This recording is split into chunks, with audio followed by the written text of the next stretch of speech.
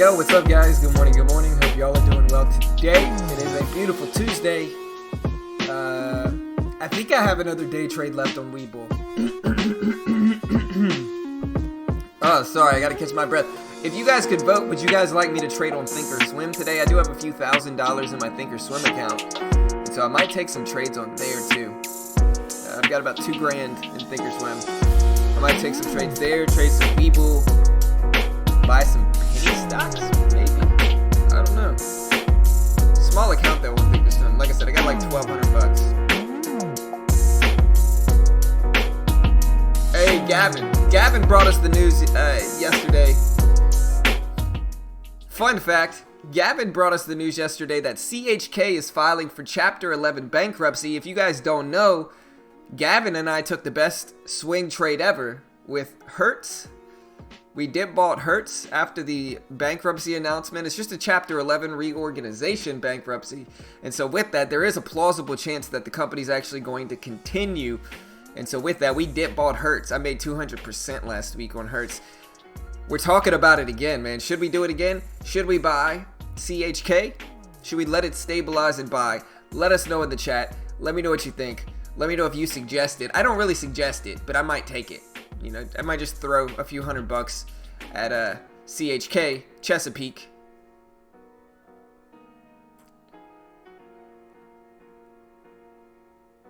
No, I'm not shorting it, Gavin. No way. No, sir. Never. You know. Alright. But like I said, I do have a Thinkorswim account, guys. And if you don't think I really do, like, look, I could show you this. I'll show you this. That's all I'm going to show you. I'm not going to, look, I'll show you this. Number one, you can see home screened. It would say simulation or on demand if this was a fake account, right? If this was a paper account, it would say simulation or on demand here. And then we can kind of sneak this so you guys can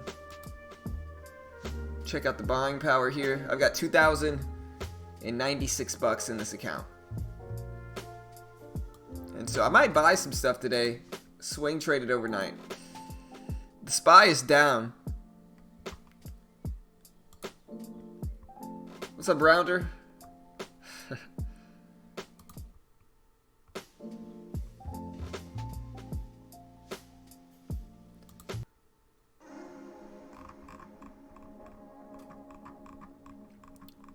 I posted this song in the chat yesterday and somebody came asking me what the name of the song was. You had to know it. There we go.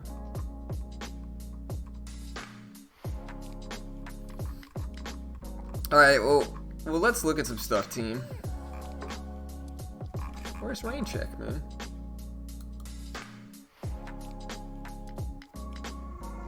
There it is.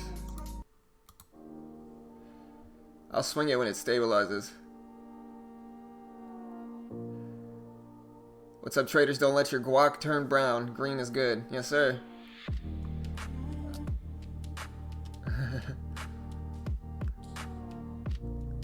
VAL to start with. A lot of people talking about VAL. Let's take a look. Let's take a look, team. We got VAL here. Yeah, I mean, VAL to me is just up too much. Unless it did some type of split from down at 20 cents, this thing's just up way too much for me to mess with this. I'm not trying to guess that this thing, basically to long this stock right now, I would have to bet that this thing is going to continue. Listen, I don't know when this thing debuted, but VAL is already up too much for me. We also have IDEX though. IDEX popping off here. This one's more interesting because it's right around the whole dollar, right? So if I buy this one, I could just kind of hold it around the whole dollar and try to get a little win from it. Let me check my Webull account first. I think I have one day trade left. I don't know though. I think I have one day trade left. I think.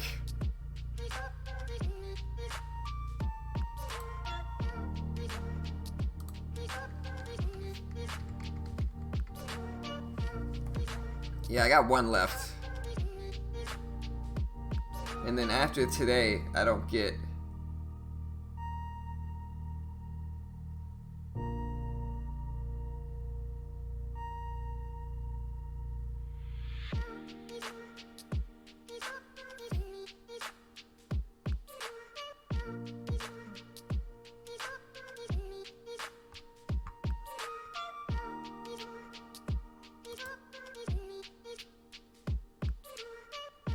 Yeah, I'm not. That's why I'm not trying to go with second day penny movers. IDEX though is a little bit more interesting.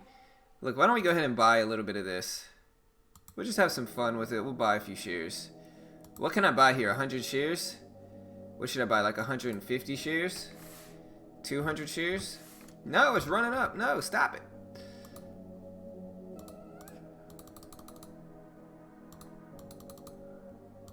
Stop it. Where are you going? I gotta get in on the bid.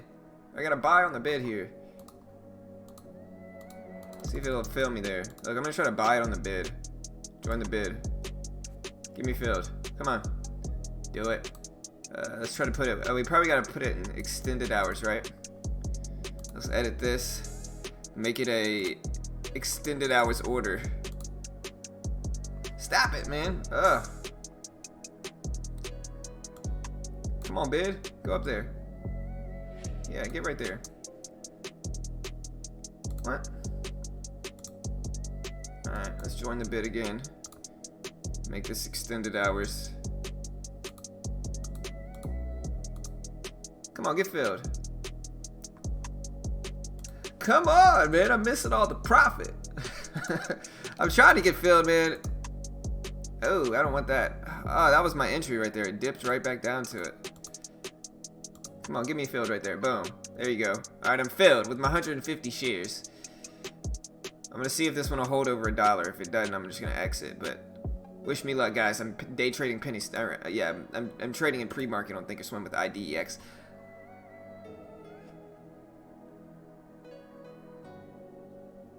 Yeah.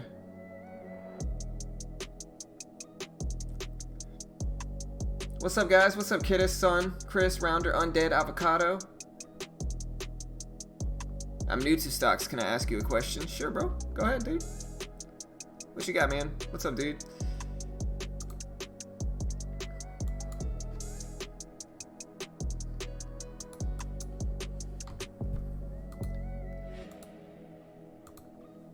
All right, team.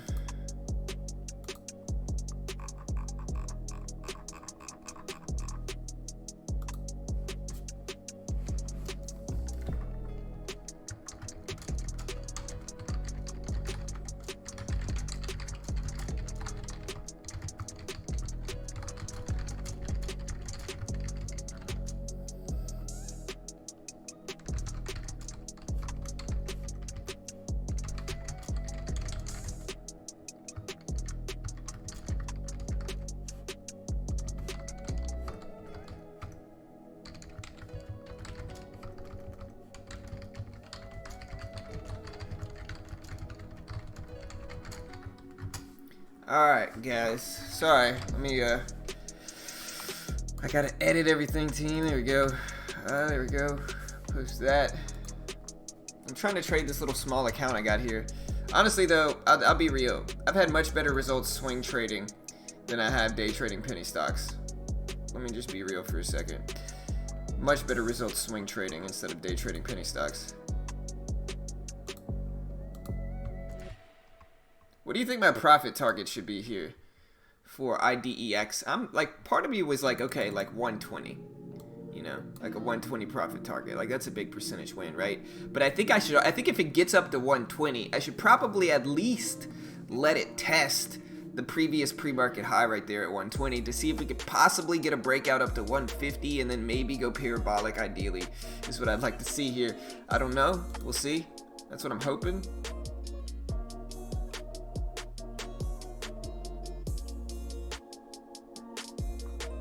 We're looking at CHK here. Y'all tell me what's going on with this one, man. CHK. Chesapeake Energy, man. Chapter 11 bankruptcy.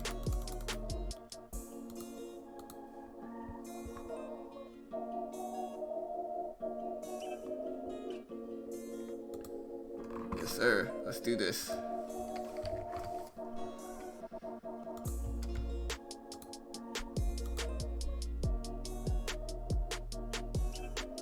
Alright guys, what else are you guys seeing? Let's look up some news today, shall we? First of all, let's go over the one I'm trading, IDEX. I bought 150 shares of this thing. Let's see what the actual catalyst is behind this move. Wish me luck.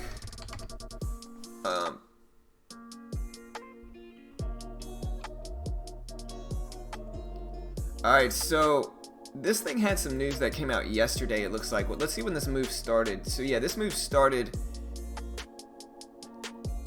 I mean, it didn't do much, actually. This move really started in pre-market. I mean, it was up a little bit in extended hours, but mostly pre-market. Alright, so IDX said yesterday that it started delivering the first 200 electric vehicle taxis ordered by Guilin, China, valued at around 2.8 million, which is expected to be completed within July. Shares jumped 41% because of it. We had some big moves yesterday. Yeah, I mean, we had some nice moves. I don't like this one now, though.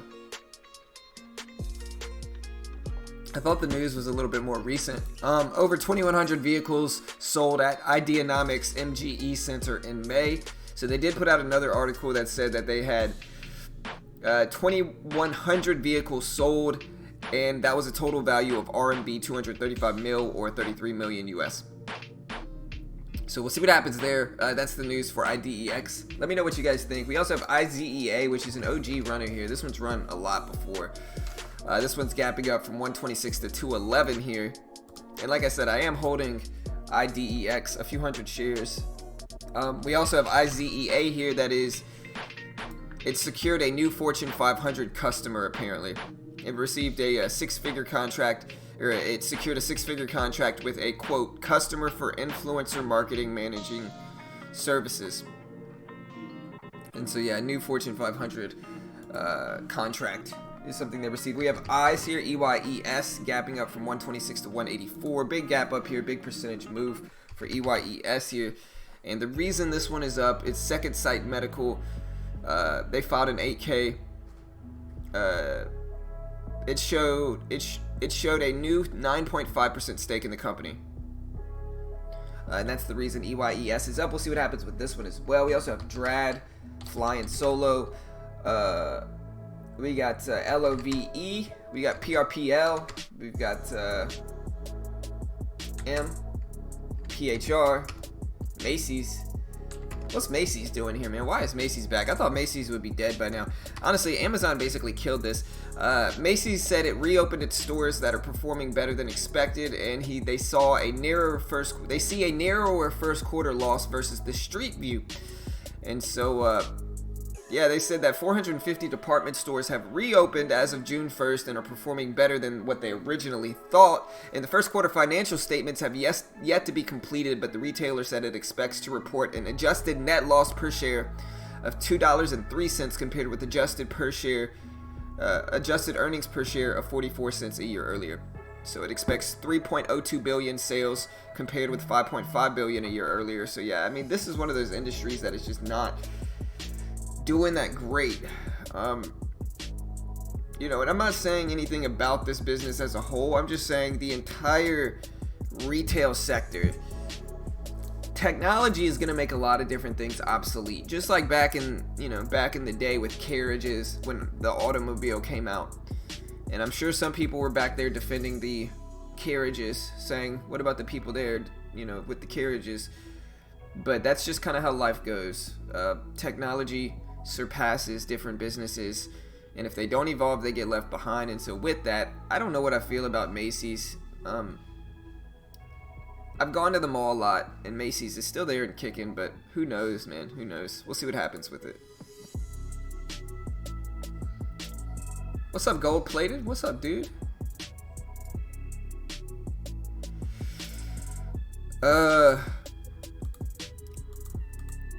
James said, how do you decide whether it's worth holding overnight or not? I've been wanting to swing, but have been hit or miss trying to figure out what I'm doing wrong. Yeah, I mean, listen, I'm not going to try to act like I'm the best swing trader ever, but what I do think I do well, and I hope you're not looking at this trade as an example, because these trades are going to be kind of spotty at best. Like, these trades are going to be, I'm kind of throwing darts at a dartboard here trying to hit it, and I suck at darts. But James, what I really do and what I think I'm actually good at with swing trade is understanding different sectors and how they relate to the overall market health, right? Like, if you look at all my swing trades in the last 2 weeks, 3 weeks, I took United Airlines 2.5 weeks ago before this big run up, and my logic was that the economy would roll back to its normal self a little bit faster than people anticipated. And the sector that I see doing the strongest out of that is airlines, because again, airlines are relatively essential. Like, people have to fly. They don't just want to fly like a cruise ship. Like, they have to fly. And so with that, I thought we would see a faster rebound in airlines than a lot of people expected. And so in turn, I bought United Airlines at 25 bucks basically and wrote it up for like 35%. And I think understanding that is where you're going to find the best results in swing trading. Like, you can look at technicals, and what I do look at technicals when I'm deciding whether I want to swing trade or not is just the extension that the stock is in, right? Like, if the stock is down, like for instance, United Airlines, when I bought it, was like 75% down from its highs that year. And so I'm like, okay, well, it's 75% down. I think the airlines are going to rebound a lot faster than people anticipate. And so I'm going to buy United Airlines here and plan to hold it for a few weeks and watch that happen. And that's exactly what I did with my call options as well. I bought Walgreens because I thought Walgreens would be a little bit more immune to the pandemic if it did get worse, because it's a pharmacy, and I think that Walgreens is the alpha pharmacy, and so it was down a huge percentage from its highs as well from everything, and so I kind of dip bought that with the call option. And the same thing with MGM, with hotels, the same exact logic. And so I think waiting for trades where you notice them and they're just kind of like, yeah, this is going to be a good trade, to where it's less subjective, where you're more, I mean, it's all subjective, but where you're more just kind of like, as soon as you kind of have the idea, you're like, yeah, this will probably work. If you're less sure about it, you know, I would avoid it. But again, I'm not like a master swing trader. That's just kind of how I've been doing it the last few weeks, and it works well. You just got to understand the dynamic between the market and different sectors.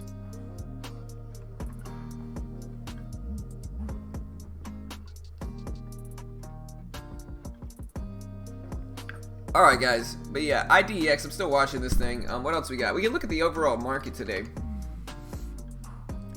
And see, the market is down. We're down at 319s. 319s, team.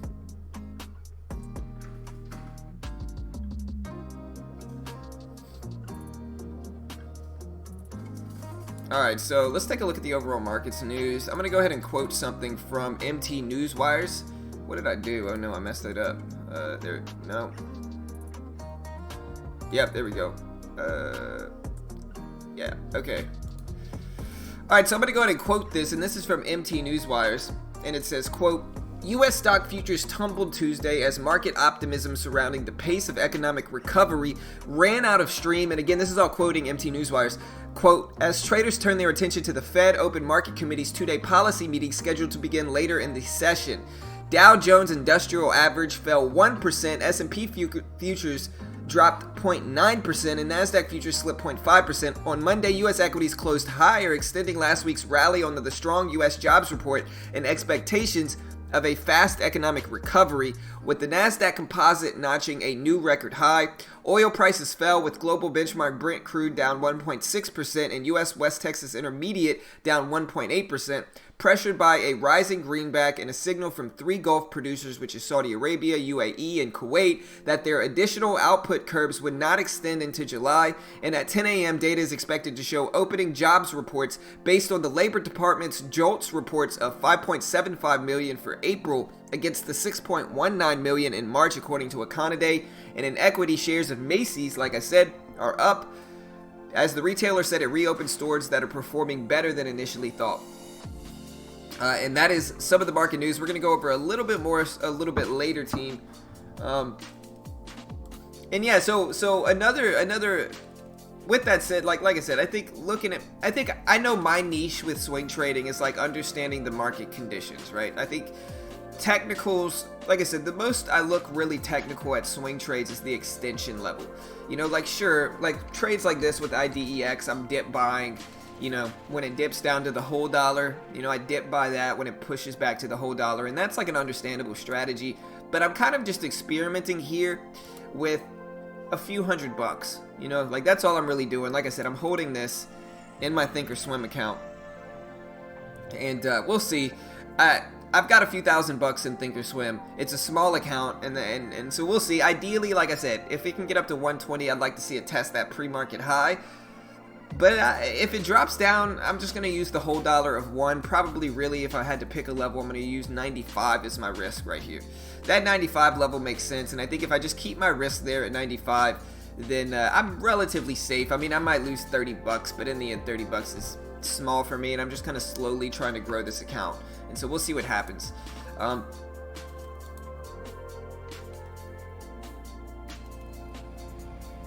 So what you guys watching today, guys? What are you guys watching today? Let me know. I'm gonna put this other window up, not just the gappers. I got a better list here that we can go over with a little bit more volume in play here. There we go. That should be noticeably better for a gap scanner. This one's let me see. Yeah, there we go.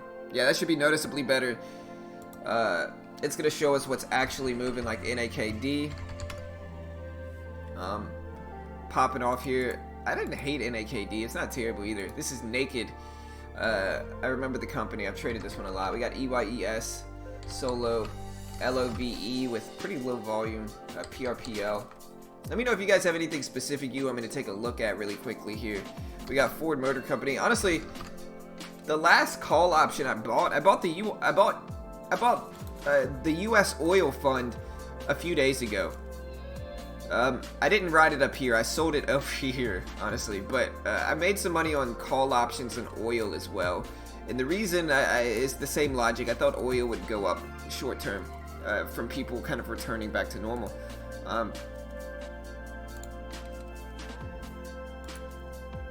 NKLA, yeah, a lot of people talking about NKLA yesterday as well.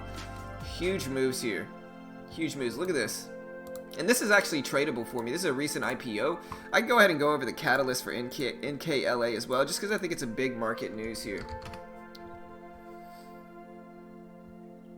Nikola extended rally, been running up, announced $250. CNH Industrial announced a $250 mil investment in Nikola. It was also one of Benzinga's top stocks on the 5th. Man, go back in order. There we go.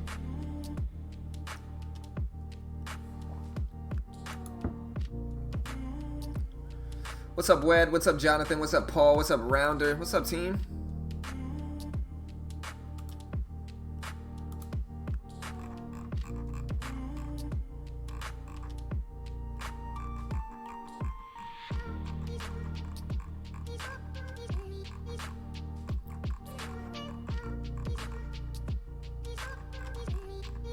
Alright, guys.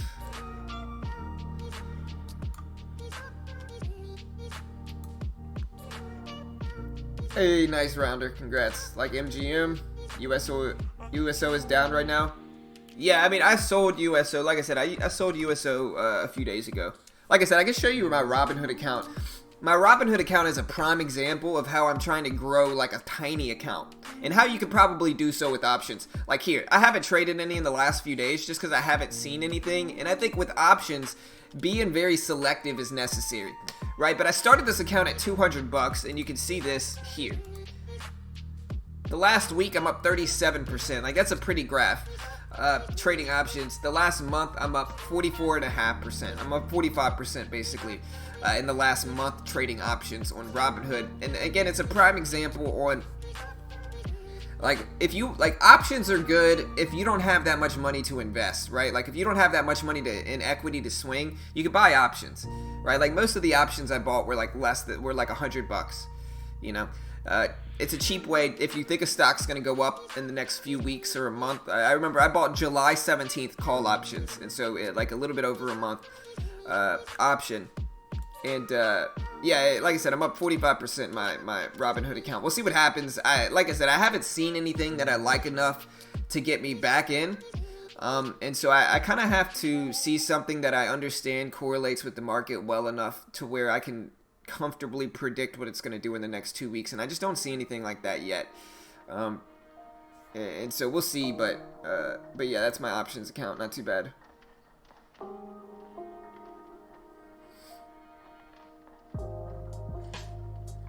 Alright, airlines dropping. Yeah, we can look at UAL. Yeah, they're dropping some. I mean, it's nothing relative to its huge move the last few weeks. Like, airlines did exactly what I thought. Like, you could see when they were down here, 25.50. You know, I think it was an understandable bet that they were gonna go up there. What else we got?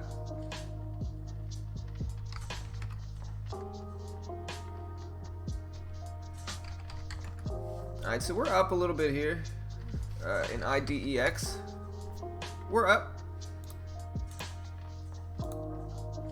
I'm up a whopping $4 in this one. YOLO calls. Yeah. Yeah, I ain't about the YOLO calls, man. Like I said, I gotta be super selective with my options plays.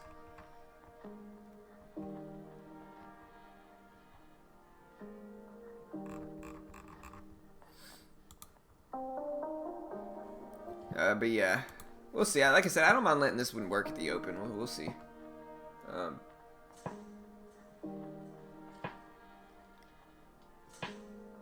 What else we got? AMD, MU. We can look at Tesla, the Dragon, man. Look at the Dragon today, guys. This thing is gonna hit $1,000, and when it does, I'm gonna be there to scalp the top. Honestly, if Tesla can break, let me remove all this. It's starting to look a little like too much clutter. If Tesla can break 973, I'm gonna long the heck out of that one. Okay. All right. Previous closing price script. Previous close is not there at 880s. Get out of the way.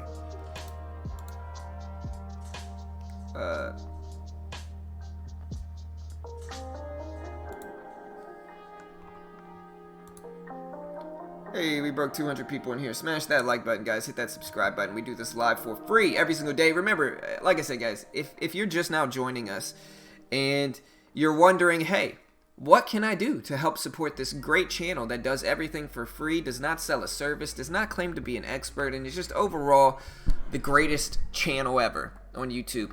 You can subscribe to it right now, and if you click the bell, you'll get a notification every single time we go live, which is every single weekday morning. Fun fact, only 45% or only 55% of the people watching this stream have subscribed, and so you might as well hit that subscribe button, guys. We do this live every day. You know you're going to want to watch us again, and if you do, all you got to do is click the subscribe button and click the bell next to it. You'll get an alert. You won't have to search for us. We'll be boom. We'll be right there. So do it now. You know, that's all I'm saying. Shout out to all the subscribes today. We got Lipsy, Crypto, David, appreciate the love, team. I think those were the subs from yesterday, but hit the subscribe button, guys, if you haven't already.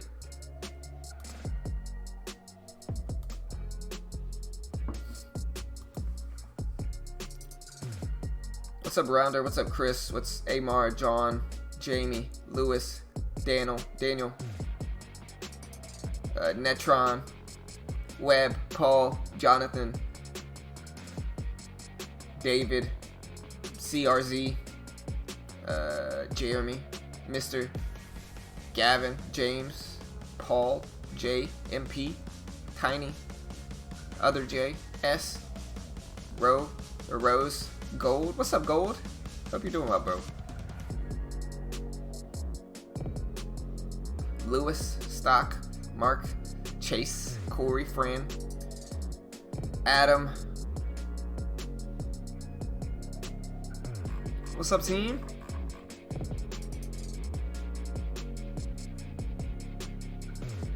Hey, you as well, Scott. You as well, bro. Thank you, brother. Appreciate it. Hey, thank you, son. I appreciate that. Hey, I'm trying. You know, we're trying here. Hey, we're growing pretty quick, believe it or not. Like, listen, yesterday we grew by like almost 200 subscribers. 200 subscribers. And listen, even if you don't like TEFs, we trade on other places too. Like, I'm holding a few hundred shares of IDEX here on Thinkorswim. So I'm trading on Thinkorswim. I'm trading on Webull. I'm trading on Robinhood. I'm trading everywhere. You know, we're gonna see if we get this move up here to 120. You know. But we're going to hold that into the open here. And then maybe we'll look for some swing trades towards the end of the day today.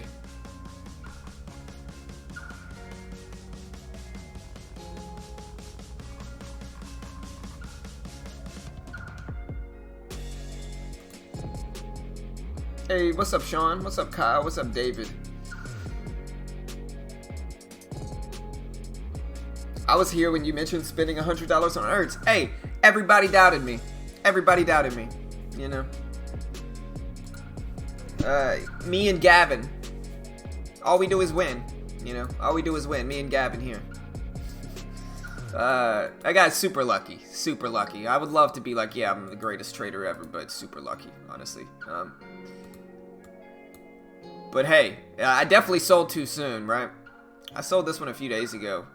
And, man, this thing has just gotten up to 697. I could have made 600%. 600%. I sold too soon, guys. I sold way too soon. What's up, Jason? Hey, but my call out was people doubted me, but I was right there.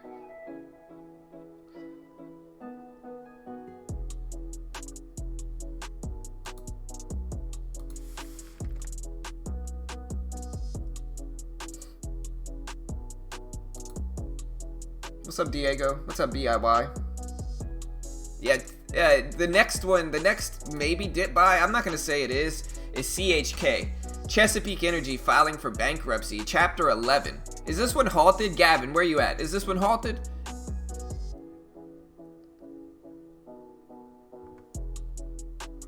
Is this one halted or not? I can't tell.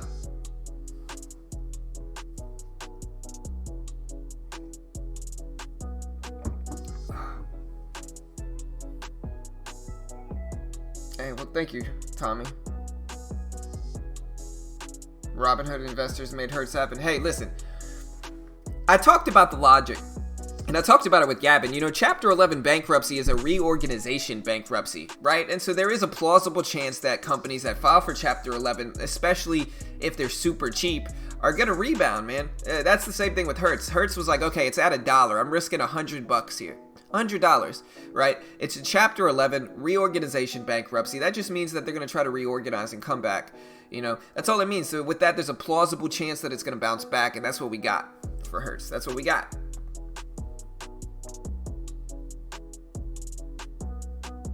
Oh, I'm not sticking with it at all, Scott, at whatsoever, brother. I'm getting in and out. I sold within a day. I sold at $3 something, like $3 and something.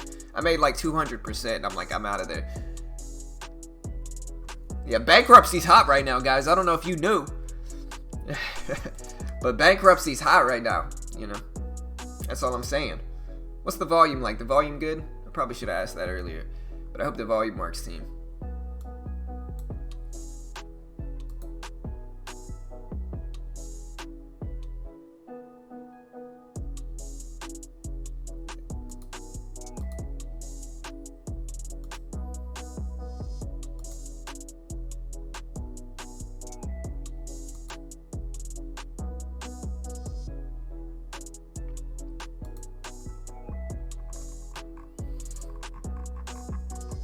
Y'all go check out my man. You know what? I don't know if you guys have ever seen Killer Mike, but I keep wanting to say Killer Mike instead of Trader Mike, right? I keep wanting to say Killer Mike, like Killer Mike from TV, right? Because he's got a bunch of good shows, and so I keep wanting to say Killer Mike, but it's actually Trader Mike. Y'all go check out my man Trader Mike's Discord. He's got the dopest of dope Discords. It's way more active than mine, as much as I hate to admit it. And yeah, y'all go check out my man Trader Mike over there's Discord. It's way more active than ours, and he's a very supportive dude, and got a lot of cool people over there. So y'all go check out Trader Mike's Discord. Like I said, I'll post that link here. Y'all go check it out. Tell him Beginner Trading sent you. You know.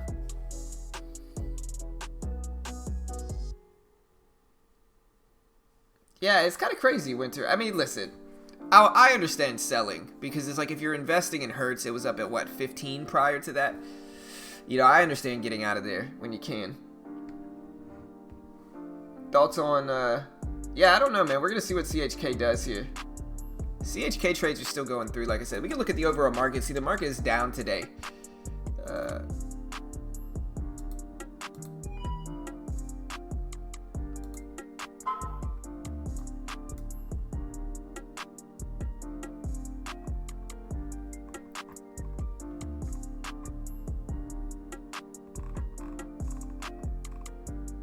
Alright, team. Let's do this. Bankruptcy is the new profitability. Yeah, we'll see, brother. We'll see, man.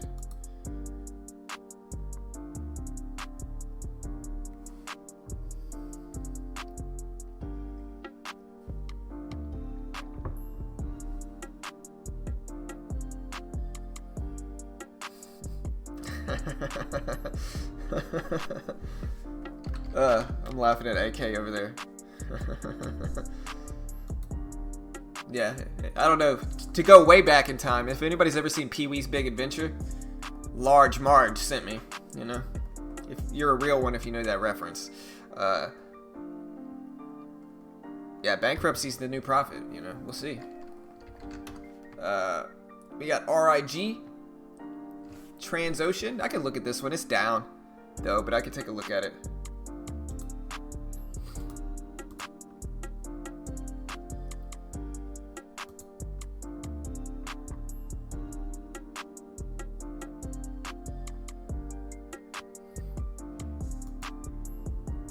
Let me look at the catalyst behind this.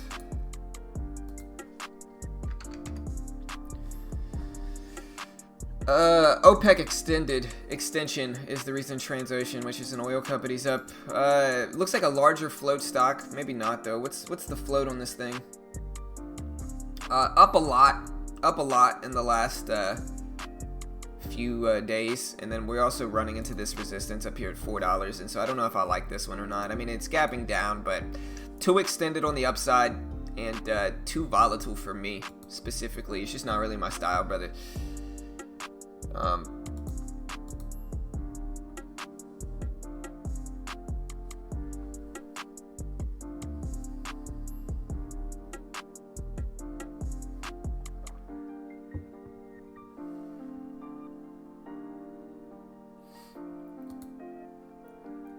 PHUN, yeah, I got you.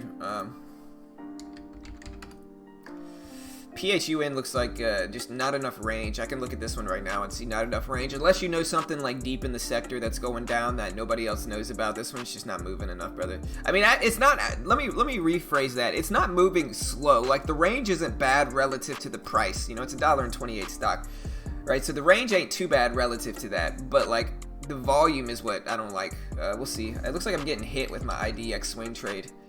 Like I said, I'm holding 150 shares here. What do you guys think this trade's gonna do?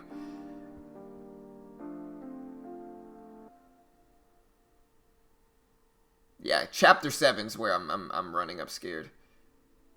You know. Check out IZEA, I got you.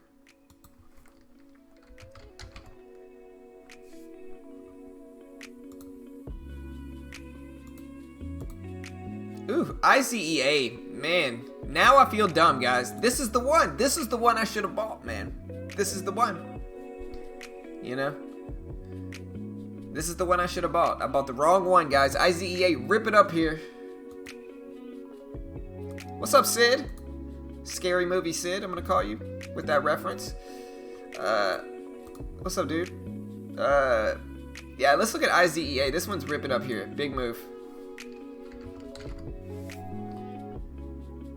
Okay, so yeah, this was the new Fortune 500 customer for IZEA. They received a new, quote, 6-figure contract with a customer of influence marketing managed service. That came out yesterday on the 8th. What is Digital Ally? It's like DGLY, right? Yeah, DGLY. I mean, this one's not terrible. We can look at this one.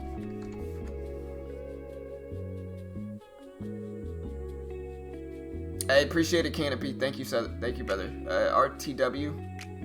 Yeah, I got you. Hold on.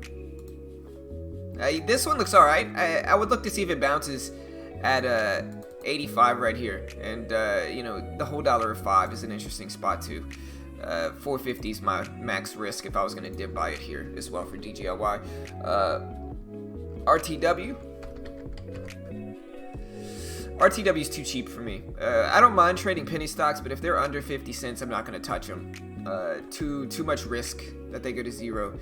But yeah, this I would look at the pre-market high if I had to trade it. I would look at the pre-market high over 45 cents, and then if it breaks that, look at 50, which is a big psychological level. If I dipped bought, it would be a risk at 35. But that's my take. Not a, you know, don't take the trade, lose, and then get mad at me, because, you know, like I said, I don't trade super cheap penny stocks like this.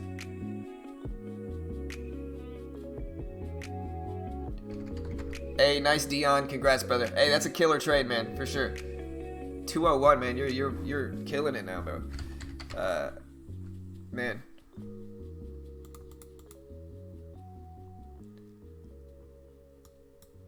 Interesting. What kind of music you guys want to listen to? I got you. Let me see. This song's probably my favorite. It's called Houston Barbecue.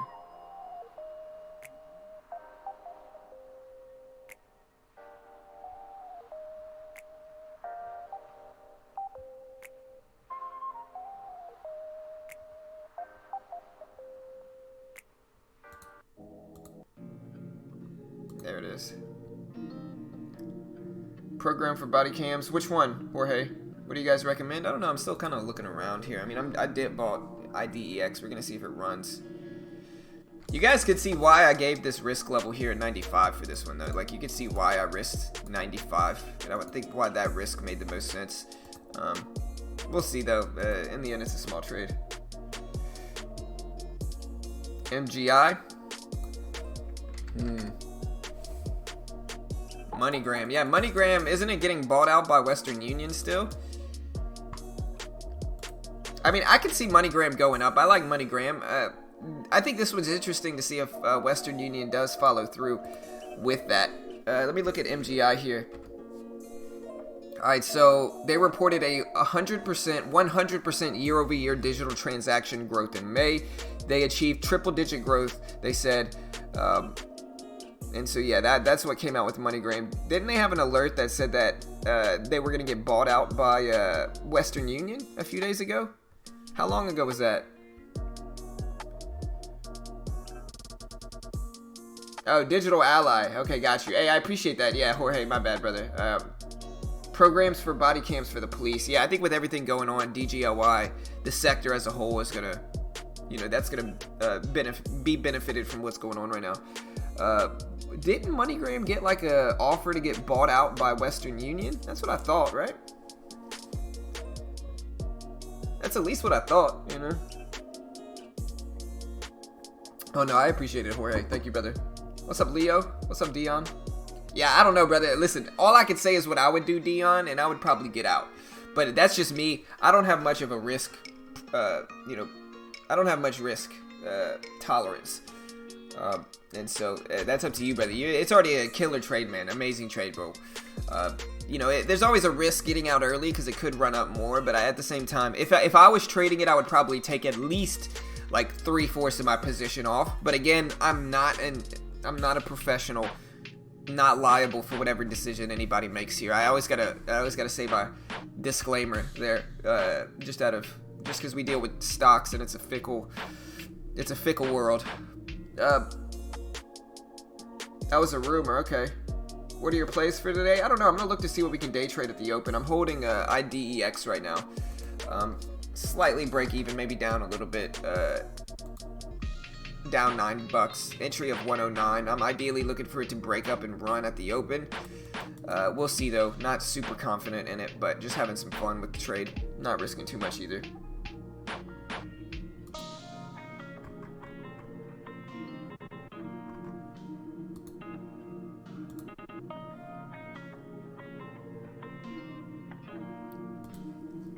Alright guys, let me know what you guys want me to look at.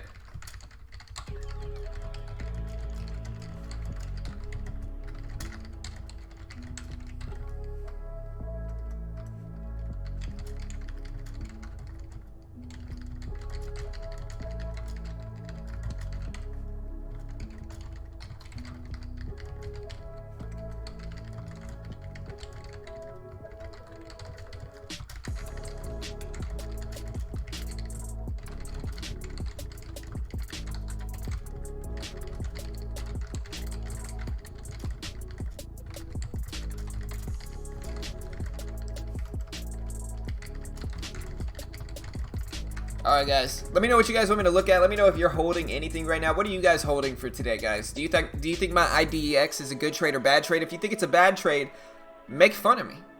Tell me I'm dumb. I'll hear it. I'll listen. That motivates me. Tell me I'm dumb. I might be wrong. I probably am. But let me know what you guys think about IDEX trade.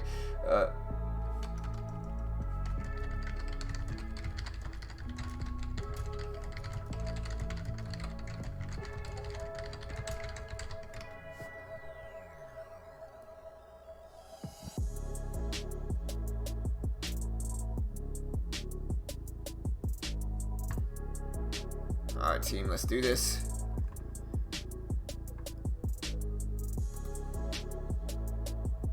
I only got 6K in my Thinkorswim, so I can't scale out. Oh, I feel you. I mean, I've got 2K. You can still scale out.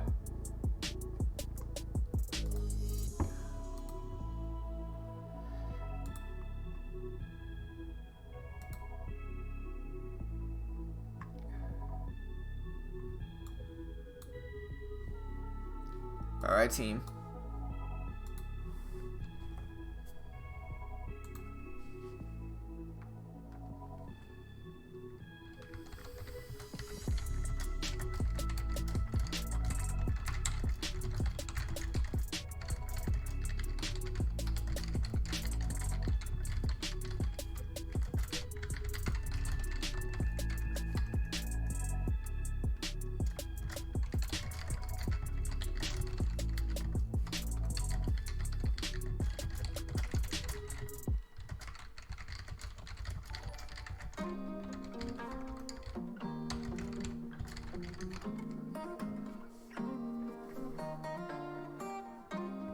Alright, team. Hey, I appreciate the sub.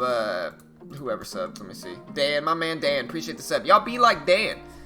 Hit the subscribe button, guys. Click the bell. Turn on notifications. We do this live for free every single day on YouTube. Hey, thank you. I appreciate that. Hey, yes, sir. Always interesting. Always interesting. Bad trade? Is a bad trade? Hey. Hey, I appreciate you trying to be nice, or I appreciate you trying to be nice. I really do. My man over there, Low Cash, he said it was a bad trade, but then he had to pay me a compliment. He was like, it's a bad trade, but John, you have nice music here. Thank you, sir. I appreciate that. I appreciate the optimism, bro. Thank you, sir. I really do. I appreciate it. We'll see what happens. Hey, I appreciate the sub, Dan, my man Dan. All right, but yeah, AT&M. What about Activision?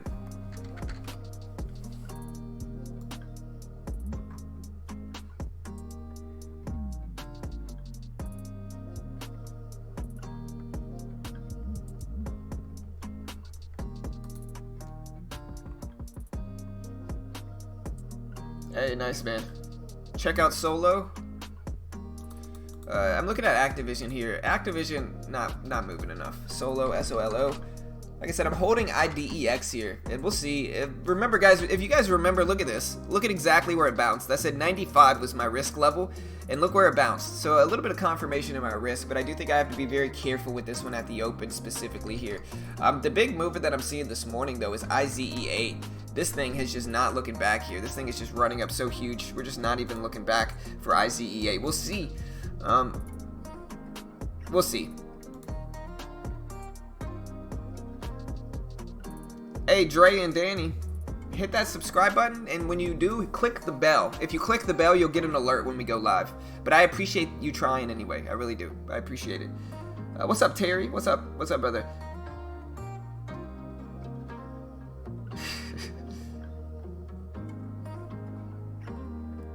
Honestly, I think they're gonna announce the next Call of Duty. We'll see, man. Like I said, I'm a Halo player, so you know, I'm not much of a. I don't know the drop on. I don't know the drop on Call of Duty because I don't play much Call of Duty. Y'all wanna do a Halo meetup? Let me know. But yeah, again, we can look at the overall market here. Let me see if I have an ETF preview for the overall market. And as you can see, though, the market is down today, down slightly. We'll see, but we are down slightly this morning.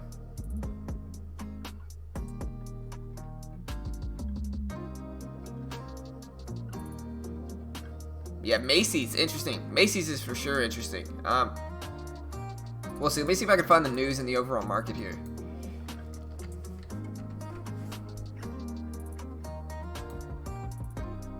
Hey, I appreciate the sub, Jeremy. Welcome, bro. Appreciate it, man. Shout out to Jeremy. Y'all be like Jeremy. Hit that subscribe button, guys. Click the bell. We do this live for free every single day on YouTube. We got Mitch in here, too. Yeah, there's the ETF preview. Hold on. Let me go over the ETF preview real quick, team.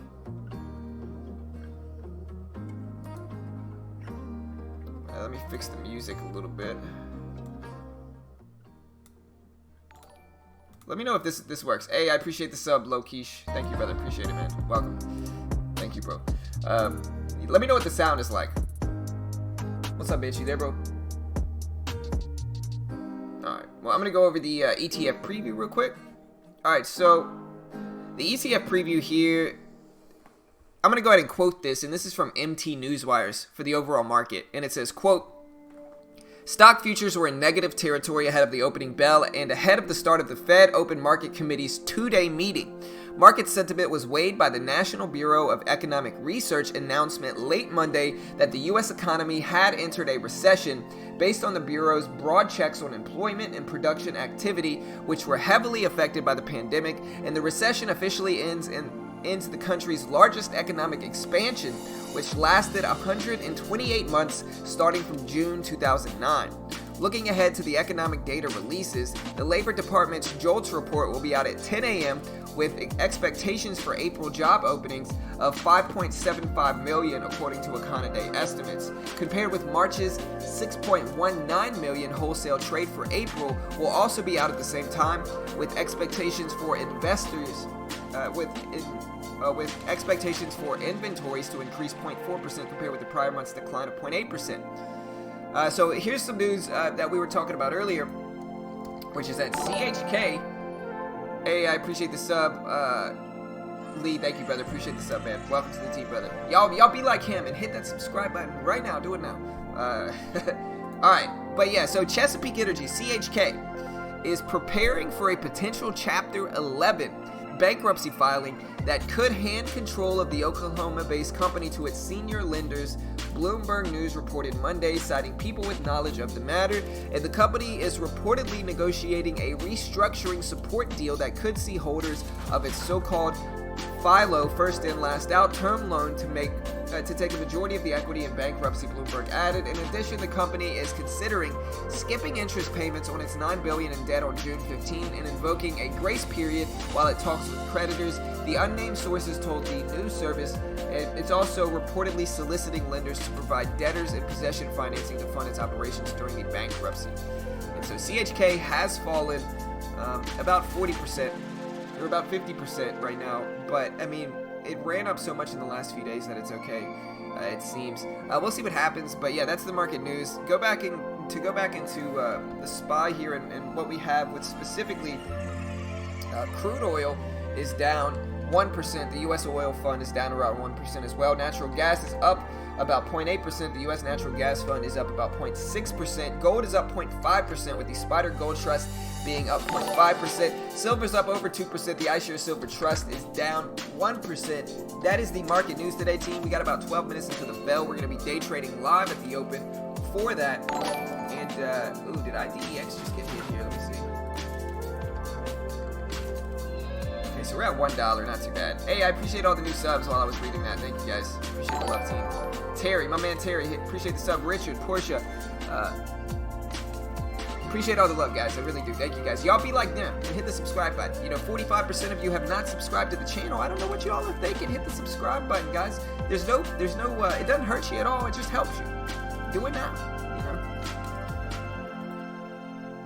Let's do this, team. All right. What's going on, team? What's up? What's up, man? How's everybody doing today? Good morning. Yeah, we got a show on the road. We got 350 people here a little bit early today, so the stream's been catching some waves, doing well. All right, definitely want to give a couple of shout outs to some of the people in the chat. How we doing? Scott, Chase, Jamie, Winner, Juan, Canopy, Sunshine, Dion, that boy Santos in the house, Leo, Harsh, Sean. We got a whole bunch of new people in the chat. If you're definitely new to the channel, definitely say hello in the chat. Always like seeing some new faces, and definitely appreciate you guys joining the stream with us. Yes, sir. Yeah, turn the music down, guys. Let me know if that's better. Appreciate the sub, Alan. You guys be like Alan. Hit that subscribe button.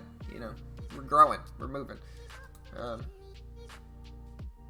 right, we fixed up that music for you guys. It should be a little bit better now. Yep.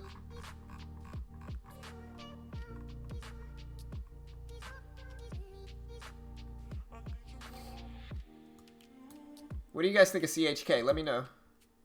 I love this guy's attitude. Where the coffee at? Hey, y'all don't want my coffee. I'm drinking that Louisiana community coffee. You know. All right, guys. Nah, yeah, man. Forget that Louisiana. It's all about that Cuban coffee. Ah, man. I'm drinking that community coffee, bro. That Louisiana, straight from the boot, Louisiana. Yeah, I turned the sound down. Let me know if that works. Welcome back to the show that never ends. Yes, sir. We're the never-ending story over here. Somebody cue the cheesy 80 commercial. Thank you for the sub, Alan. For all my Spanish friends out there, ¿Cómo estamos? ¿Cómo estamos? Vamos a hacer el día. Oh, sorry. Let me turn the... people were saying turn the volume down. I turned it down some, but it in turn turned Mitch down. So I'm going to turn the volume up for a second, and then I'm going to turn the music down. Let me know if that works better. That should be better. Noticeably better. Alright, there we go. Say something, Mitch. Let's see if that works. Hola, ¿cómo estamos todos allá afuera? Everybody hear me good? There you go. DEX, KHC. All right, guys. Some of the best stocks of the day. Definitely going to be making big moves today. We got some big runners. I know a lot of people are looking at Tesla. It's up there in the 930s now, man. We talked about this one when it pulled back to the 450s, and now all the way back up there to the 950s. Definitely going to be an interesting stock to watch.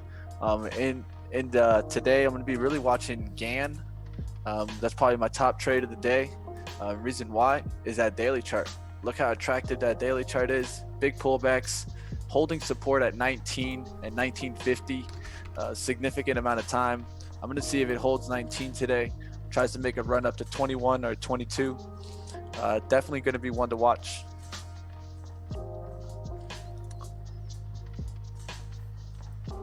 Uh-oh, Gallo knows my coffee, man.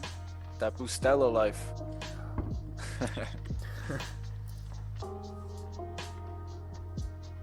Much better? Alright, nice. There we go. Hey, yeah, no stress, Salem. Like I said, y'all want to pay me back? Hit that subscribe button. Hey, Gallo's from Miami, so you got to give it that Miami shout out, you know? Oh, you know. Miami's got those fire Cuban sandwiches. Ooh. And you can't talk about that espresso. You want to wake up. Take that espresso. Yeah. All right, guys. MBVR. That's actually a good penny stock that's been on the move. Some of the ones that have been on the move. Also, IMGN. I'm going to be watching this one, guys. I'm actually going to be giving you guys a little insight. I'm going to be putting out a report basically on some cheaper stocks, some that I think can really take off. And one of them is this one right here, guys. IMGN. Giving you guys some little insight on a video that I worked hard on and should be coming out later today. But IMGN. Yes, Look sir. at that one today. Maybe that one gets hot and gets through 5. I was looking at the pullback area of 425 really for kind of a play. And I'll be keep looking at that price point. But it could get hot and rip through 5. But MBVR, another one, COVID play, and another one in the COVID area for penny stocks, DVAX. So if you guys want some kind of hot movers that are moving fast, and then also today Macy's going to be moving a significant amount with retail getting a boost, and also be looking at JWN. Since Macy's got a raise from they got a raise, and I think one of the banks raised them. Also, MIK, man, did you see that move? Big move, man. Yeah, big move in MIK, guys. This stock has been making its turnaround. It got all the way down to I think $1. Yeah, exactly. It hit $1 and it's back up to almost $9 now. This thing definitely swung right back around. It just got an upgrade with JP Morgan and a price target of $13. So maybe we can get a small time pullback because it gapped up so big yesterday. But at the end of the day, guys, this one is definitely being looked upon bullish by the analysts.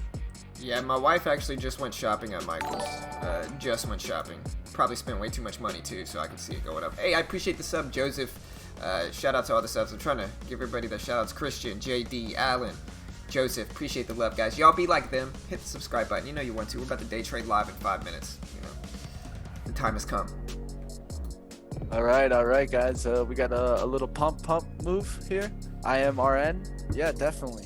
I don't know if you talked about this stock yet, John. Nope. But biotech going crazy, right through the roof. We'll go ahead and talk about this one. Let me look up the news right quick. Let me see what I can find for you guys while John touches up the chart here. Yes, sir. Yeah, IMRN. Let me see. I can see if I can find the catalyst for IMRN. Or no, let me see. I got the catalyst here. Okay. So it's pretty much trading on, first of all, the increased amount of volume, but it's really from the announcement that a collaborator, Naval Medical Research, has requested a pre-ND meeting with the FDA regarding the IND for new oral therapeutic to treatment. So it's pretty much a treatment. Honestly, I got to read more into the actual press release, but it looks a lot like fluff to me. So let me do a little bit more research into the actual SEC report. So the press release is more of a fluff piece, but let's see what they put into the SEC. Yeah, for sure. Let's see if I can find anything too. All right, guys, we have 4 minutes. All right, so yeah, they announced a virtual 2020 annual meeting of shareholders, but that was on the 3rd, so my news is still a little slow. But yeah, this one, huge rip up, huge percentage move. This one's up 400%, or at least it was at 1250. Now it's at about 300%. And so a huge rip here. Hey guys, the subscribers don't stop. I appreciate the love. Thank you guys. Salam, Dennis, Stan, appreciate the love, guys. Welcome to the team. But yeah, Let's do it, team. Let's do it. Let's have fun. Get ready for the open, guys. It's 9:27. This is when I tell you guys to really get set up.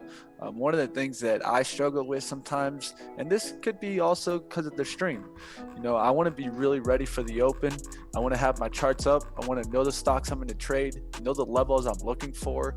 At this time, I think it's not time to really start looking for stocks, but more along looking for the reactions in stocks. So you're looking for that volatility in the names that you already kind of wrote down, or you're going to look for a big mover. We could talk about some other stocks, but just really want to have everyone ready for the open so that if you do get those opening moves and you're an opening trader, you can nail that open. Yes, sir. All right, guys, we got 12 minutes. Really what I'm going to focus on here at the open, guys, is I'm holding IDEX. And remember, my risk level is 95, so we break under 95 at the bell. I just got to get out of here, but I am holding 150 shares. Might not be the best trade. I'm just trying to have some fun with my swings, and we'll see what happens here. I'm going to watch CHK. You heard about Chesapeake Energy's bankruptcy filing. They filed for Chapter 11. They haven't filed yet, actually, but there's rumors by Bloomberg of CHK filing for Chapter 11. Hey, I appreciate the sub, Proto. Welcome, man. Appreciate the love, team. Let's do this, guys. We got less than a minute, or we got about a minute. So appreciate the subs, guys. Really do. Let's do this, guys. We got over 400 people in here. Hit that subscribe button, guys. Let's try to break 500 people here today. But yeah, smash that like button. Smash that subscribe button. Let's do this. We got this, guys. Good luck. Oh, let me pull my windows up. I don't even have my trading windows up. Let's see what we get. Yesterday, I made about 500 bucks. So not too bad, but we're gonna keep trying to drive this thing up. Hold on one second, let me fix these windows, and let's do this. Let's get the scanners up, guys. Good luck, team. Okay, guys. Just wanted to give insight a little bit more on that IMGN. Supposedly they're going to be releasing some more news about this tomorrow on the 10th. Interesting. Has a big part to do with the FDA on May 26 issued guidance explaining how coronavirus is going to be impacting them and how they are going to be focusing their research and applications and submissions related to anything that has attachments to COVID. Alright, guys, there's the bell. Like I said, I'm holding IDEX here, 150 shares. We're going to market out of this thing if we can. As long as it stays above 95, we're going to hold it. But there's the bell. The SPY is initially dropping slightly at the bell. Alright guys, let's do this.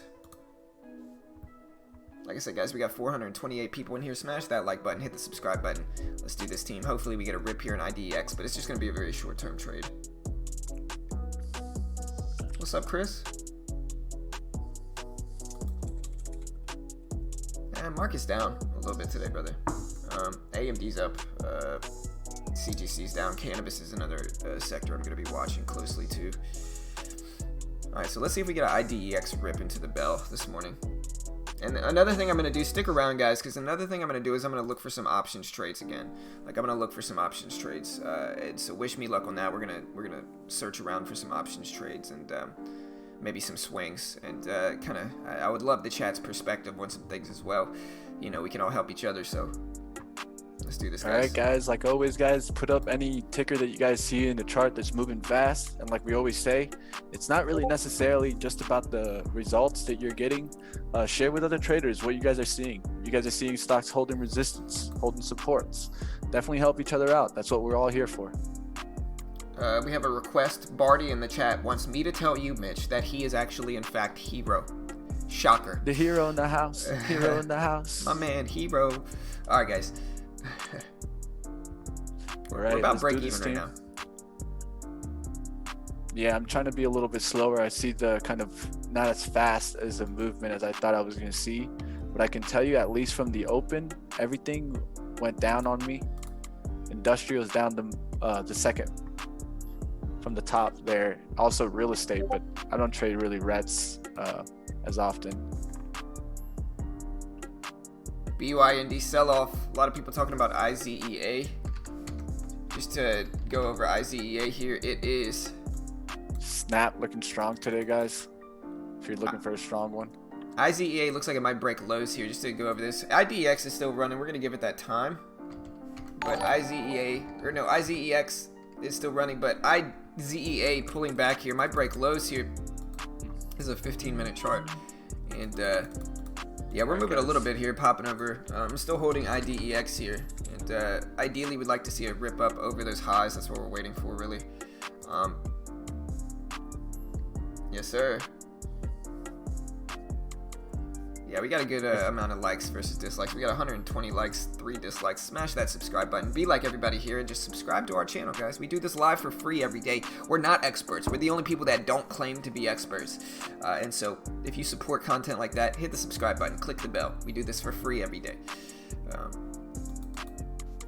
And like I said, I do want to preface everything with, like, look, my strategies might not work for you. People are different. People have different personalities, different patience levels. And so with that, my areas might not work for you and your areas might not work for me, and you want to just figure out what works for the best for you specifically as a trader. And that's one of the most important things, is to find your niche in this game. Appreciate the sub, Matthew. Thank you, brother. Welcome, man. Appreciate that. We got airlines here. Airlines, let's see what we got. UAL. Somebody talking about airlines. Ooh, airlines crashing. Glad I sold when I did. Yep, I'm right now getting short into JetBlue here. Alright, I got you. I'll put you up. I'm holding IDX. We're going to give it time, but I'm holding it now.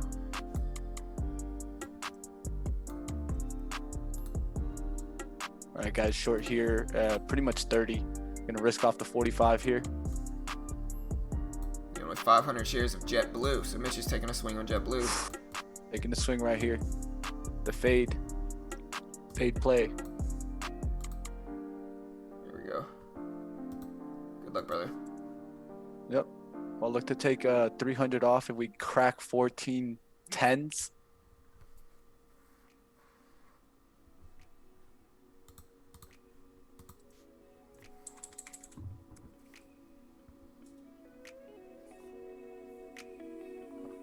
All right, guys.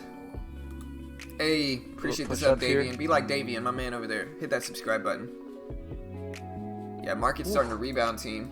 Market's running up. The SPY itself is at 320.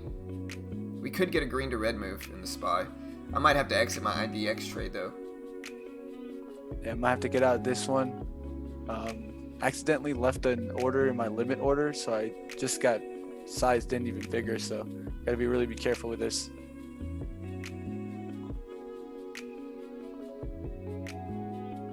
Should be out anything above this.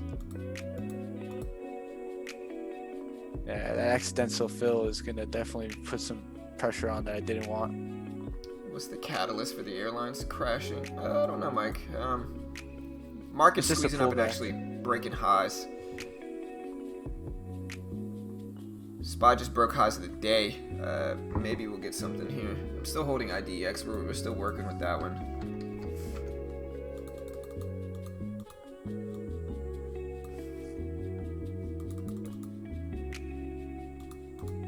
Alright, I'm in with 500 shares of AMD. We're just going to try to catch a play up to like 25s.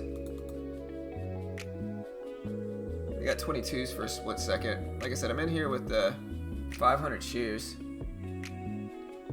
Alright, I'm going to take half off here and just bank my profit. I'm holding 200 shares left. We're going to see if we get a move up to like 35 here is all we want to see.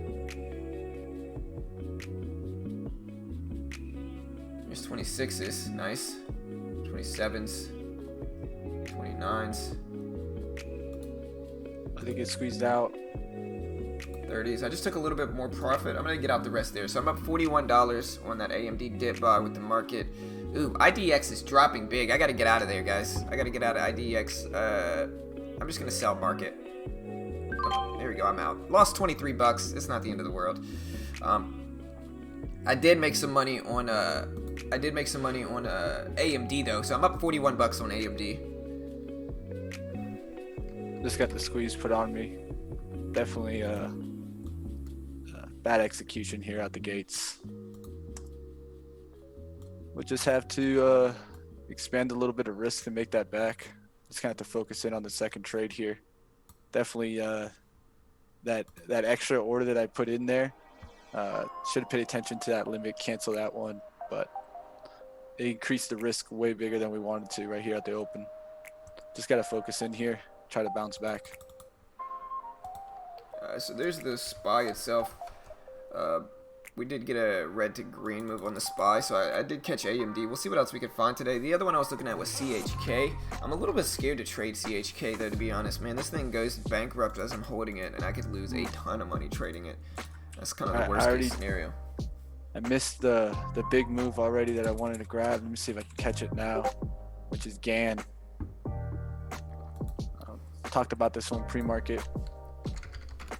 I am, yeah, Uber breaking up. I'm not anything right now. This is my screen here. I just made a little bit of money on AMD. That's it. 41 bucks. I'm looking at Uber though. Uber's trying to break over that previous close. Just to show you guys, we have a script on Thinkorswim that documents that previous closing price, and you can look at how well stocks follow that. Like, look at Uber right here. It went right up to that exact level and then rejected. Ooh, maybe I should have held AMD. That thing is ripping up here. Might get some dip buy opportunities with the market. The market's pulling back. Again, one of the another important level that I rarely hear anybody talk about is the opening range high. Like, this is always a super important level. Like, this level specifically right here, this opening range high. That level is a pretty big level that not that many people talk about. Right there. And we'll see if we can find some support there for the SPY. You know, a lot of the times that's what we're going to get, where previous resistance turns into support and vice versa. AMD ripping up big here. Uber's pulling back some. And so I am kind of looking at Uber here. Some people talking about NKLA, which is a recent IPO. That thing is just crashing down. And this one has run up big in the last few days. It's halted now. So NKLA is halted on the way down, looking very, very weak. Actually, recently broke under the previous closing price. So be careful, team. We're getting some big drops. Like I said, I did get out of my IDEX trade.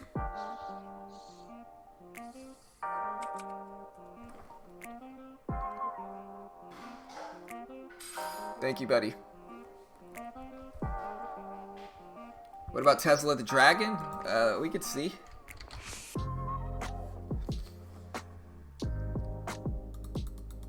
Tesla, hey, we break lows on Tesla. What should I buy? How many shares should I buy at Tesla if it breaks lows here? I don't know. Ooh, there's the low break. 25 shares? I'm in with 25 shares. 25 shares might be too much for Tesla, honestly. The Dragon doesn't play. Yeah, look.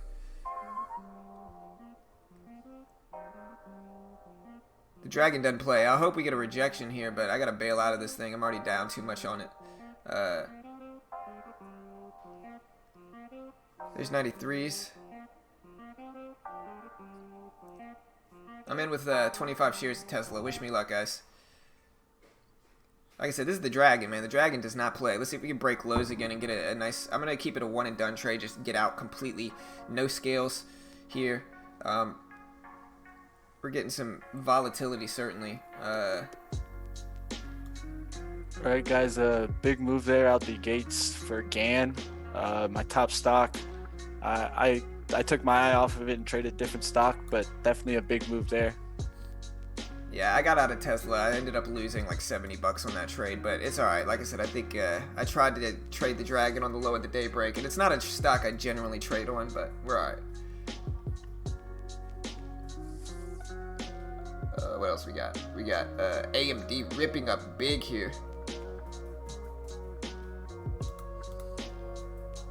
Hey, we got 450 people in here, guys. Hit the subscribe button if you haven't already. Like I said, we're not experts here. We're not gurus. We don't sell a course. We don't sell a service. Like, we just stream live every day. And if you want to support free content with people that don't claim to be experts and just kind of do this live for free every day so you can watch them trade, hit the subscribe button. We definitely appreciate any support we can get. A staggering figure is that 45% of everybody that watches this stream has not subscribed yet. And so if you want to support free content, hit the subscribe button. And if you click the bell, you'll get a notification every time we go live, which is every weekday morning for free.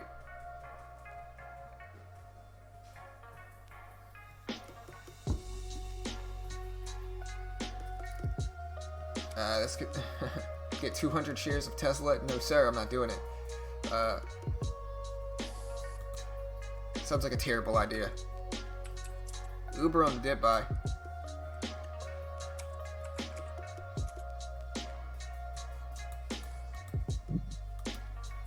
Alright, guys. GAN for a VWAP bounce play now available. Be careful with the spread on that one. But yeah, I mostly scalp ST. I mostly scalp. I'm not much of a longer term trader, at least the day trading. I do swing a lot. NKLA is resumed. No, NKLA is not resumed. And again, I think one of the more weaker things about this stock is that it broke under this previous day's closing price right before it got halted on the way down. And so I think that's a very weak sign here. We might gap up, though, just because it's down so much already, but I do think that's a weak sign. Hey, I appreciate the sub. Welcome, bro. I appreciate the sub, man. Y'all be like him and hit that subscribe button. We do this live for free every day. Do it now. Hey, what's up, Ukram? Appreciate the sub, brother. Welcome, man. Thank you, guys.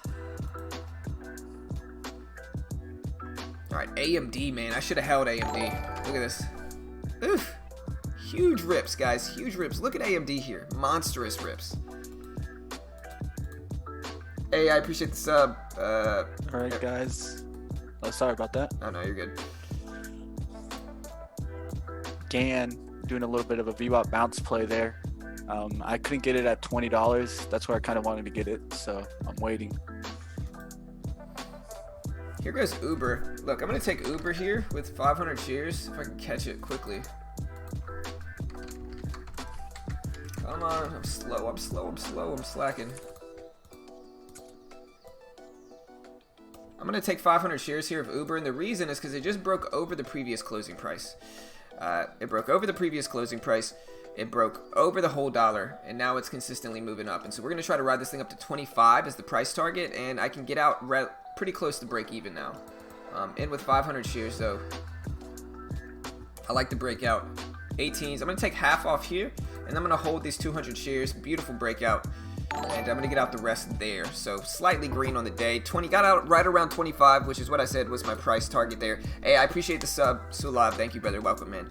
Maybe I could have gotten a little bit more, but I was just trying to scalp. And remember, guys, if you want this previous closing price, hey, appreciate the sub, Brave. Welcome, brother. Appreciate it. But yeah, if you want this previous closing price, we have a script in Thinkorswim that automatically documents this previous closing level here automatically every day. And so we can see, and you can see how much sway this level has over a stock's movement. A great breakout level. And so yeah, I'll post that link in a little bit. Hey, nice to love. Congrats, brother. Congrats, man. Killer trade, bro. Also, y'all go check out my man Trading Mike's Discord.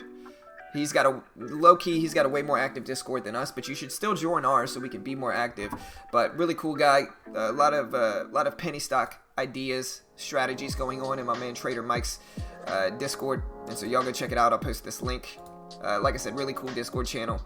Tell him Beginner Trading sent you, and yeah, I'm gonna look for Shopify too.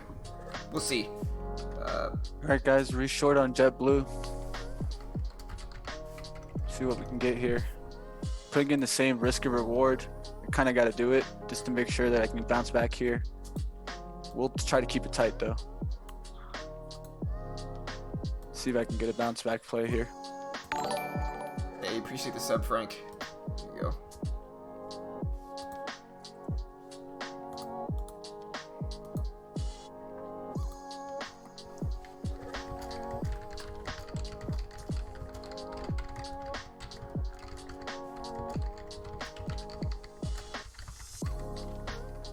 Take some profit into this move.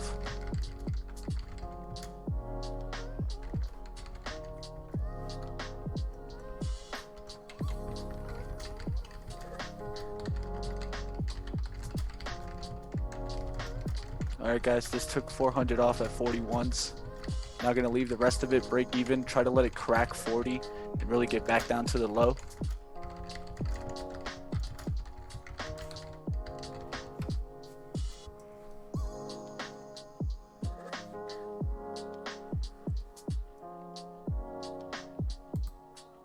Hey, appreciate the sub, Frank.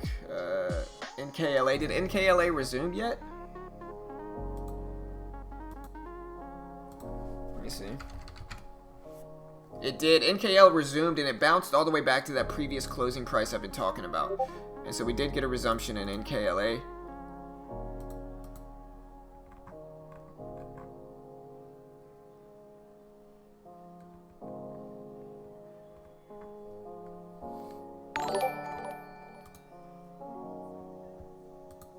Hey, appreciate the sub, Project. Welcome, brother. Appreciate it, man.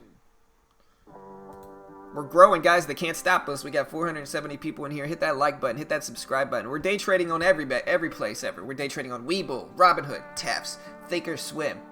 Everywhere, every platform you can think of, we're trading on there, guys. So support our free content. We're not experts. If you support free content and you want to, do your part and taking out the gurus and supporting the free content, smash that subscribe button. We do this live for free every day. DGLY, what's it doing? I know I can trade NKLA. I'm also looking at a dip buy on Uber here.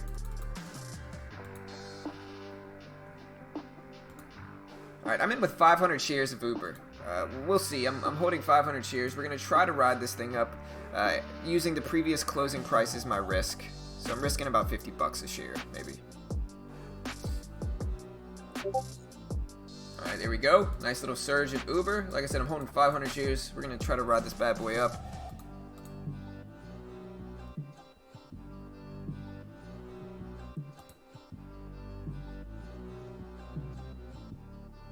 Alright, there's 19s.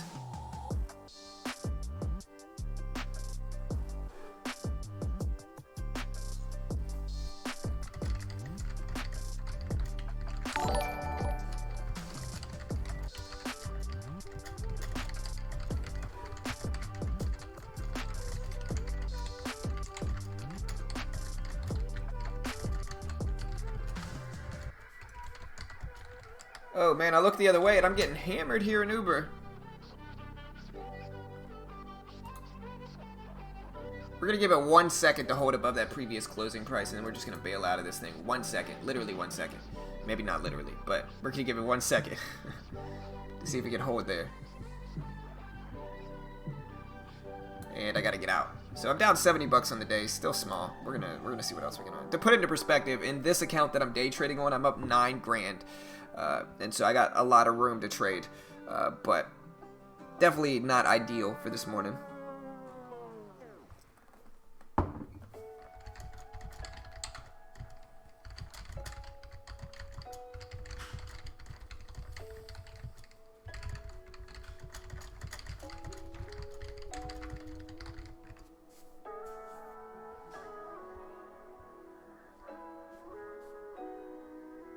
Alright, guys. We got 480 people in here.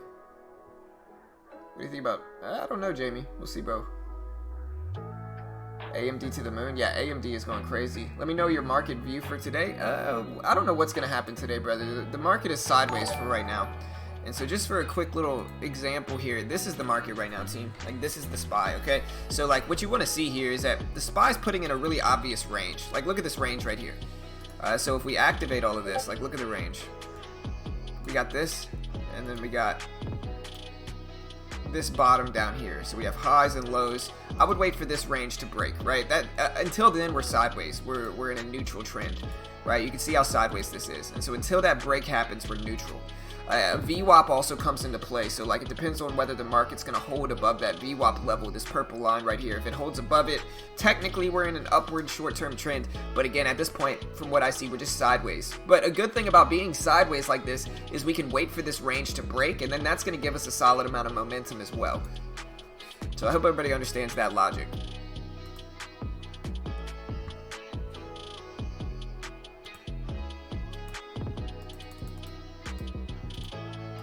Alright, AMD breaks up here. I might jump in long. We're going to see if we get a high of the day break. We're kind of extended, and so it's going to be a very, very fast, easy trade. Alright, I'm in with 500 shares of AMD. 96. I'm going to scale out a little bit here. I'm holding 200 shares left. Caught the breakout. About break even on the day. Ooh, huge rip. Going to sell a little bit more into this squeeze, too. Holding 100 shares left for AMD. Caught the high of the day breakout that I wanted, and then I'm just going to get out the rest there. So I'm only down 35 on the day. Man, the subs don't stop. I appreciate the sub, Vic. I appreciate all the subscribes today, team. I really do. Thank you. Alright, guys. Sorry about that interrupt there. I just wanted to tell you guys I just got out of the JetBlue position there at the 14.16. Gave myself at least back in this, at least in my wheelhouse. Wanted to keep some shares, but with that big loss at the open, I just need to take some profit, get out of the trade. But at the end, this was kind of the look that I was looking at in the first place. I just went with way too big of a share size to begin with.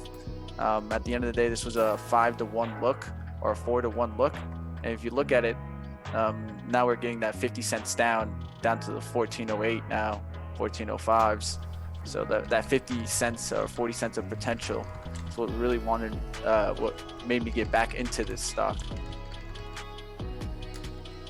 Yeah, please don't send me fake subscribers, Salav. I appreciate it if you're sending me real subs, but please don't send me fake subscribers or views. I just gotta preface that. I mean, yeah, just like I said, I appreciate any support we can get. Just no, yeah, that's all I'm gonna say. Hertz, we'll see what Hertz got.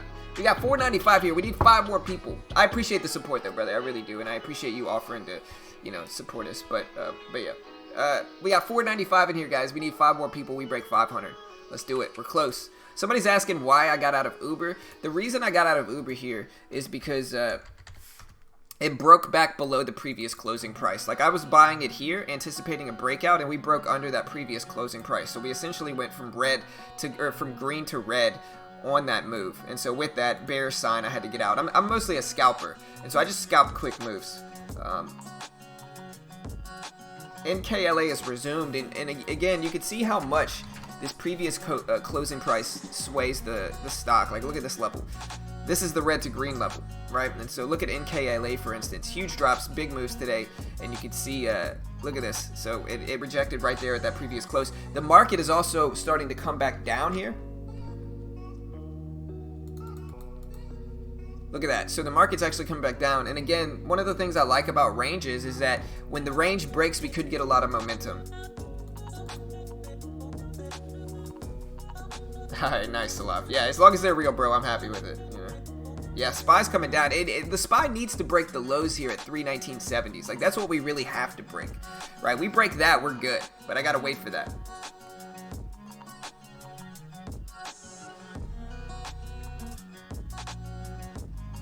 Alright, team, let's do this. What you guys got, team? I'm waiting for the market to break this range here.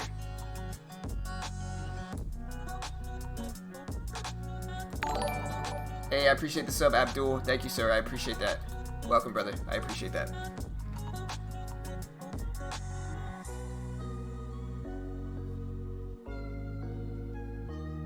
All right, guys. One that I'm looking at is AEO. AEO. That's American Eagle. Been seeing kind of these apparel be a little bit weaker this morning. I'm gonna let it try 1270s here. What I like about it is the tighter risk to reward. Yeah, a lot of people talking about Hertz. Hertz is starting to rebound here. Hertz breaks 480, which is the previous high of the day during market hours. We could get a nice squeeze up here. So we're going to see if Hertz will break 480. That's what we're ultimately looking for here. We'll see, though. It's a big level, and it's an interesting spot. We'll see. That's what we got to ultimately wait for, I think.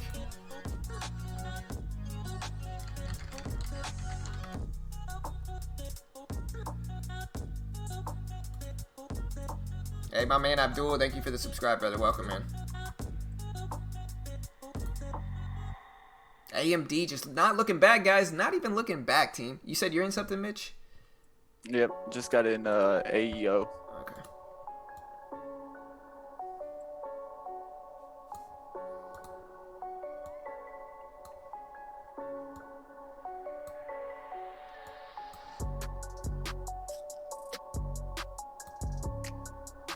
There we go. Hey, appreciate the sub, Jonathan, man. We are growing like crazy today, guys, so I appreciate the love. I really do. Like I said, we're just a free resource and community for traders, and so it means a lot for everybody to help us grow and, you know, support what we got here.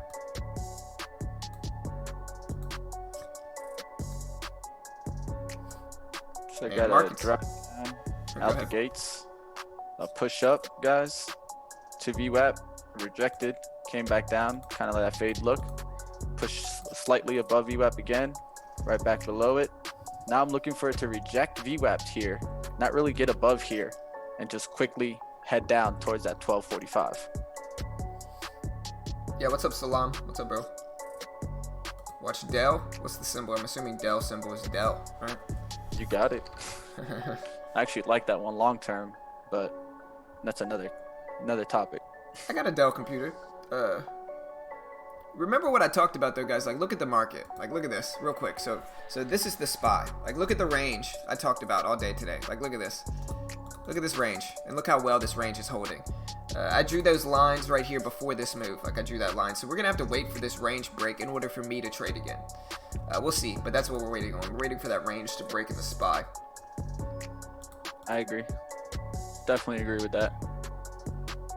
DGLY, Digital Ally, halted. They're the police cameras, right? Oof.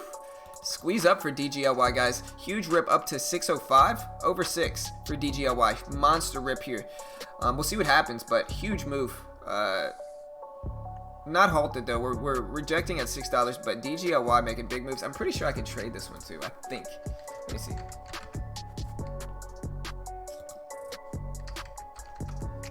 No, I can't on Tefs. I'll have to trade on either Robinhood, Webull, or Thinkorswim.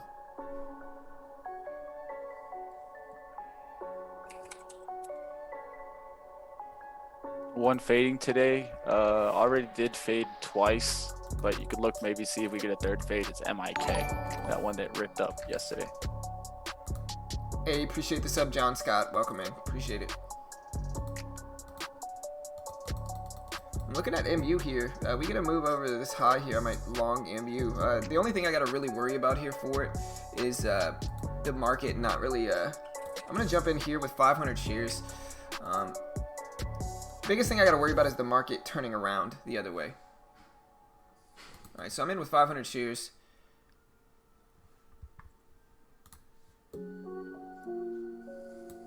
Just to show you guys this trade. Up 35. I'm going to sell half here. I missed out on the win. I barely missed out on that last little bit for MU. I got most of the move, but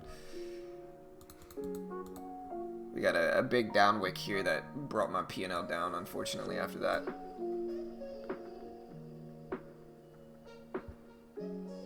I could add back on this dip. I would have to add back another 300 shares, but I don't know if I like it. We're going to be patient with it. We're about break even on the rest.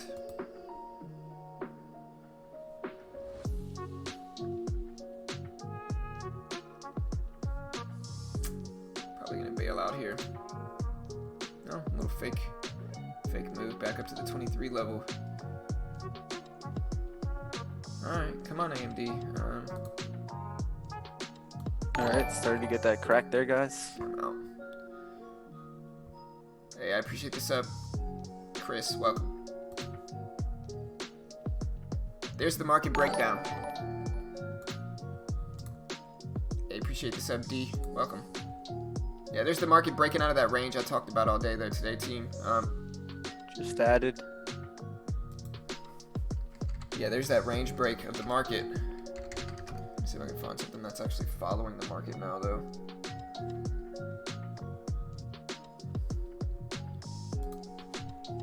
Let's see, cannabis.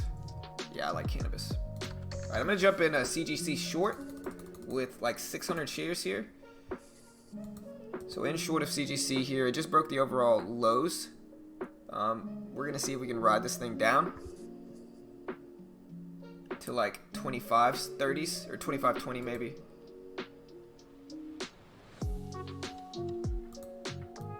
We might get a little bounce back first though.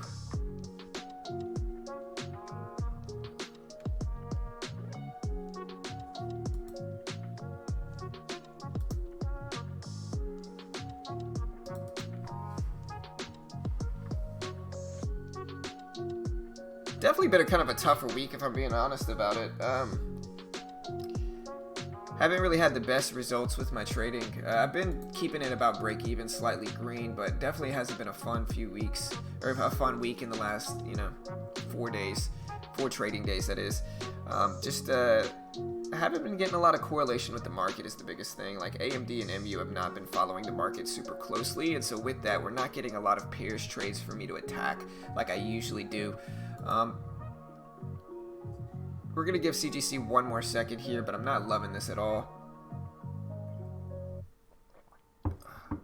Trying to let AEO break down to 50s here, but might take it off a little early. There you go, 55s. Let's see if we can get through this. DKNG, it's an interesting chart also, and tradable. Hey, appreciate the sub, Akron. Thank you, man. Appreciate it. Alright, so we're down to 35s for CGC. UAL heading to the low. Airlines look like they're going down.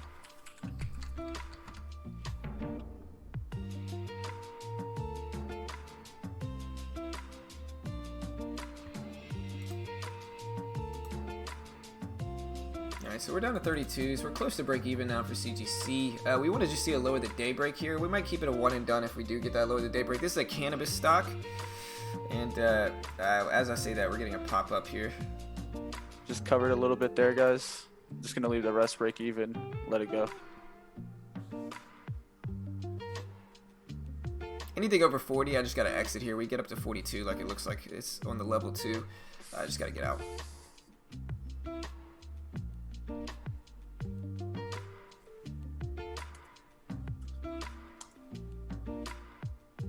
Set a stop on the rest and look for a stock that I can find breaking down or something. Give me a nice setup.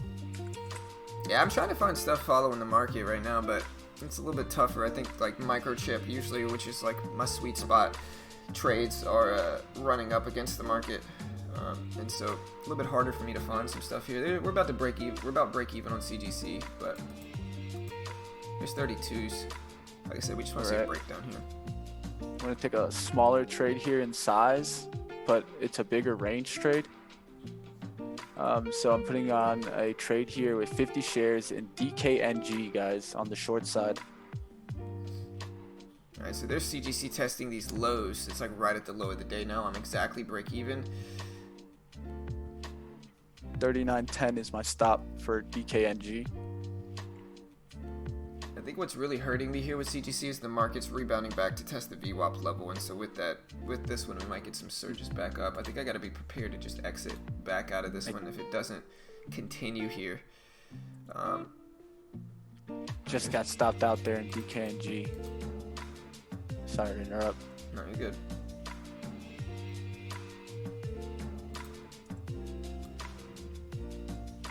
The small loss there, $15 on that DKNG one.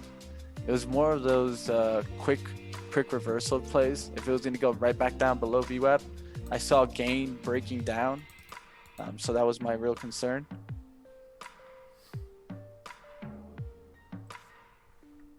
We're break even here for CGC. We're up a little bit. We're going to look for this low of the day break is what we're really waiting for here. We got down to 28s at one point, but I need a breakdown. There's 28s. I need like 27, 26 before I can take any off. I'll take half of the position off if we get down there. We're just right at this low, so we just want to see a low break right here. We do have some momentum, but we might actually hold this level of support too, so we're just going to wait and try to be patient with it, and whatever happens, happens. We're still pretty early in the day.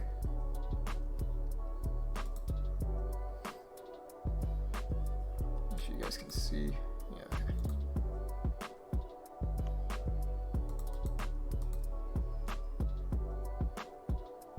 Not quite enough to take profits yet. We need 27s or 26s. And ideally, we might get a low of the day crack when we do hit that. There's 27s. There we go. All right, I'm going to take profit into that weakness there. I took half off, holding 300 shares left. We'll see if we get a nice breakdown here. And I'm going to take a little bit more off there. And we're just going to hold 100 shares, see if we get a firm breakdown down to like the whole dollar of 17. Anything over 25, we're going to exit. Basically a break-even day right now. Nothing too crazy yet. Yeah, I'm gonna get out there. So slightly up on the day. Kind of came back a little bit from an initial loss, and we're just gonna kind of grind it up. Here's Mitch. I know Mitch is holding something, so.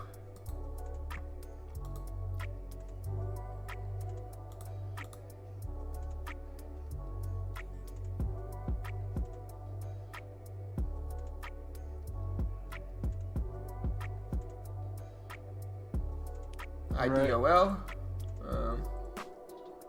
Yeah, stressful. Tesla is stressful for sure. I traded it once today. I lost on it. NKLA is suspended again. Yeah, for sure, Jamie. And that's the interesting thing. Yeah, high risk, high reward for sure, certainly. Alright, guys, as this cracked 50s, I'll be taking some profit. There you go. 50s right here.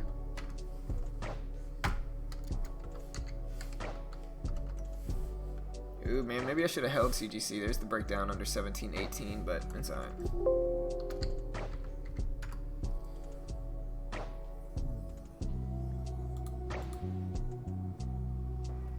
Hey, see you, hero. Later, brother.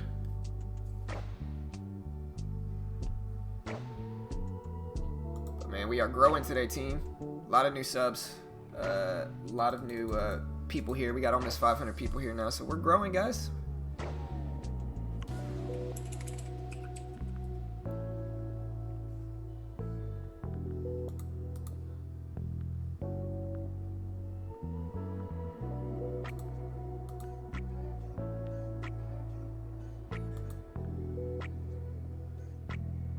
Not seeing this one break 50 here. Gave me 51 on the ask, but I've been waiting for it to try to break 50.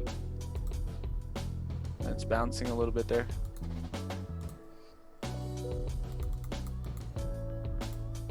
Yeah, JetBlue's halted, isn't it? Yeah, JetBlue never opened today.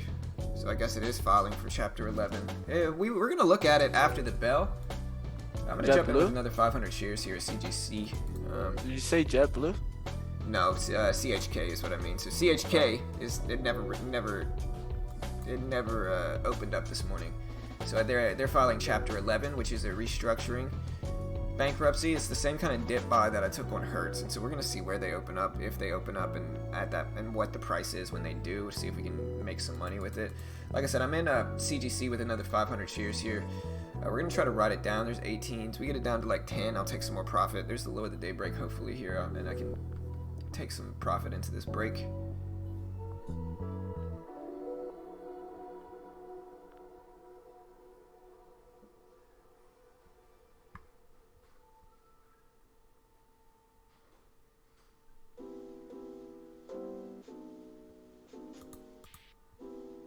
What's up, Jay?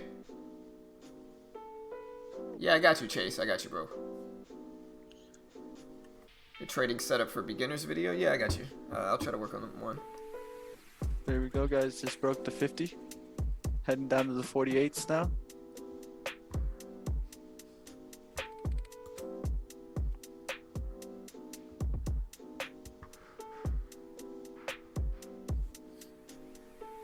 There's the breakdown on CHK. I'm going to take a little bit off, or on CGC, sorry. I just took half off, a little bit more than half, 300 shares. I'm holding 200 shares now, but there's the break. We immediately got a quick rebound here, but we're going to see if we can get it down to the whole dollar of 17 for the rest of these shares here. Try to get out another little piece at 17 and then just let the last little bit work. Trying to let this get to 45s here. Looks like it's going to get there. That was our original target and our top target there, so we're going to take it here. 46. I got to cancel my stop order. Out. Boom. Yeah, there you go, guys. At least bouncing back a little bit here, guys. Yeah, what I'm looking Just at, guys. working my way back. Sorry about that. Oh, no, you're good. I took a little bit more off on CGC. What I'm looking at is MU now. We get a break underneath 52.50 for MU. I might short into that because that's a low of the day break too. All right, let's see if DKNG can break down here and give me a nice little gain. Huge bid put on there on DKNG, 397 on the bid. One of the biggest values I've ever seen on the bid. Hey, hold it down, brother. I gotta go to the restroom. I'm gonna have to get out of this CGC trade. Up 30 bucks on the day, but I'll leave Mitch there to hold it down. I'll be back, team. Crazy order here, guys, on the bid here, right underneath us. So I'm trying to let this crack down, see if it cracks, heads down towards that 40. If not, I'm just gonna get out.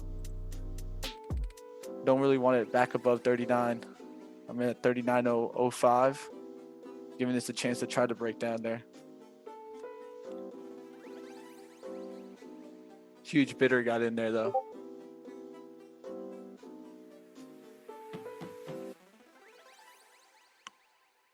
Would like to see it head towards the 38.50 here. If it does, I'm gonna actually wait, see if it cracks to 40.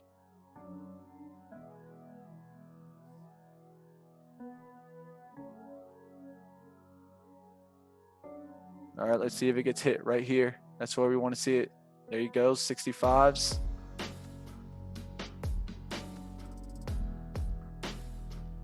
$73 on the ass side. That's looking good for us right now. Just needs to head down through the 50 right now.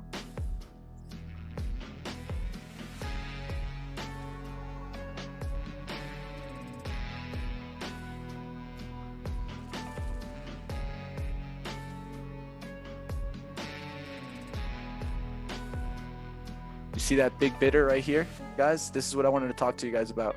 So you see this 357? I'm going to circle it with the antidote.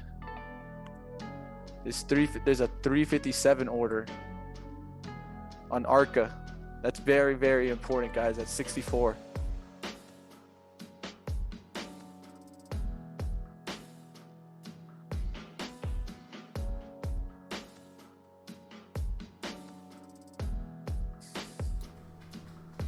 That's what I'm watching for, guys.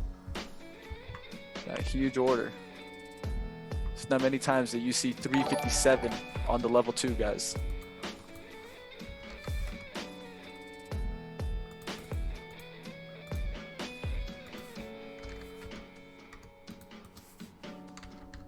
Wait, is my keyboard disconnected?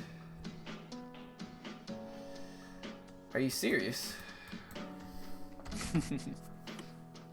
What? I hate this keyboard, man.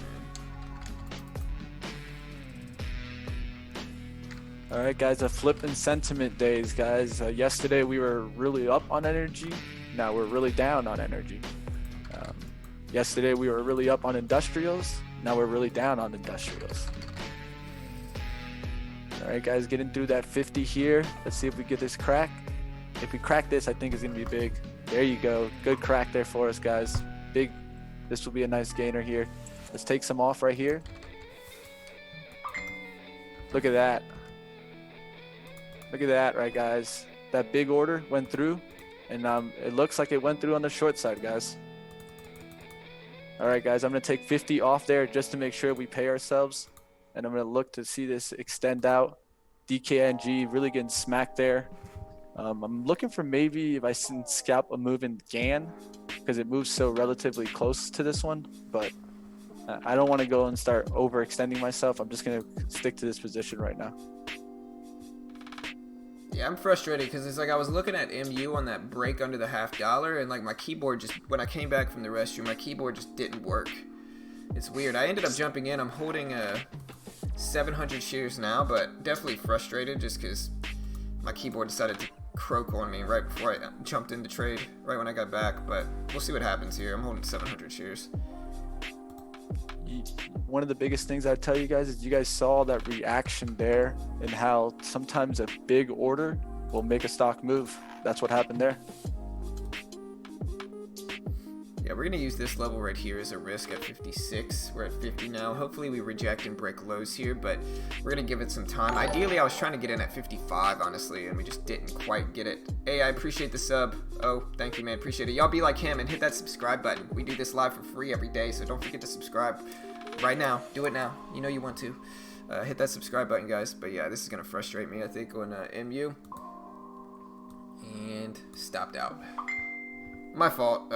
Probably shouldn't have jumped back in it after I missed the original trade I was trying to get into, but it's alright. We're only down 40 bucks on the day. We got some time. Still pretty early on the day. Hey, see you, Steve. Hey, that's a good move, brother.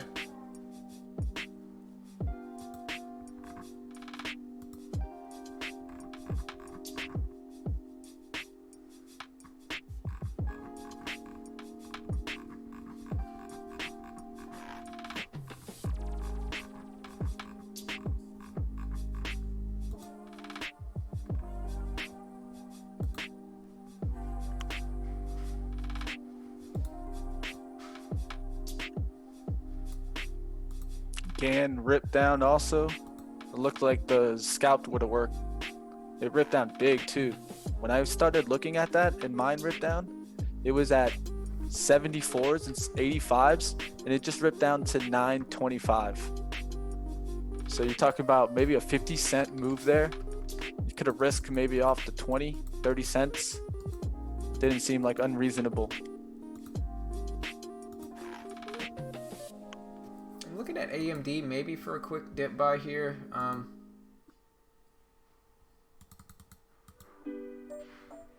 See if we can ride up to over. All right, I'm in with 1,000 shares of AMD here. Gonna sell a little bit here, holding 400 shares left. See if we can ride this thing up a little bit more. About break even today. Maybe trading a little bit too much. But we're going to let AMD try to work up to this 35 level on the last 400 shares. Get out and break even.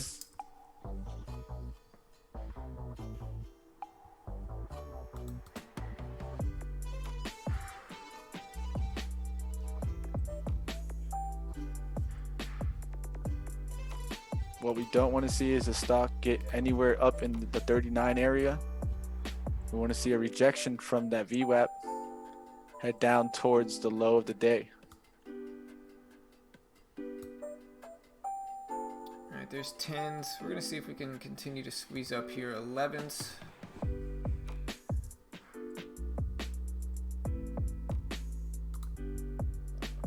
Holding 100 shares left. We're going to try to let this work, see what else we can find. Slightly green on the day. Oh, so slightly down after commission, certainly.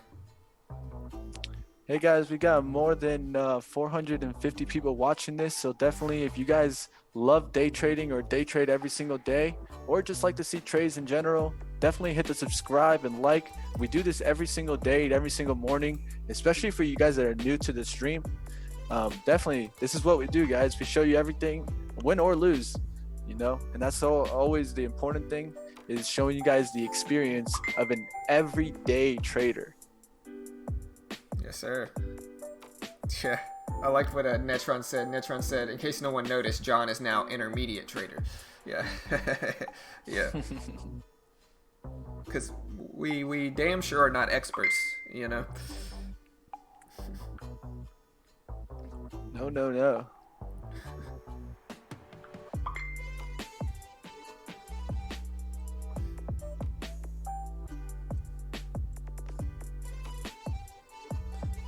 All right, guys, want to give this one a little push up to 70, and then I can add into this one and look to knock it right back down. Looks like it already got hit there. 3,800 shares at 64. Yeah, they're already smacking it a little bit.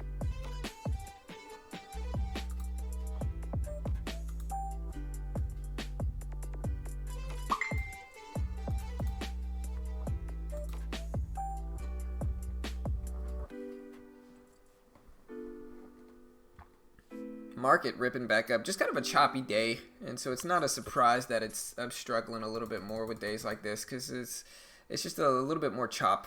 Market hasn't really picked a confirmed direction many points today, and so yeah, just a little bit chop. That's what we're running into. I'm back in with AMD with 500 shares. I'm scaling down a little bit. We'll see if we get a move up to like 25 or so. Stocks making a big move back to VWAP is work. Big move back to VWAP for work.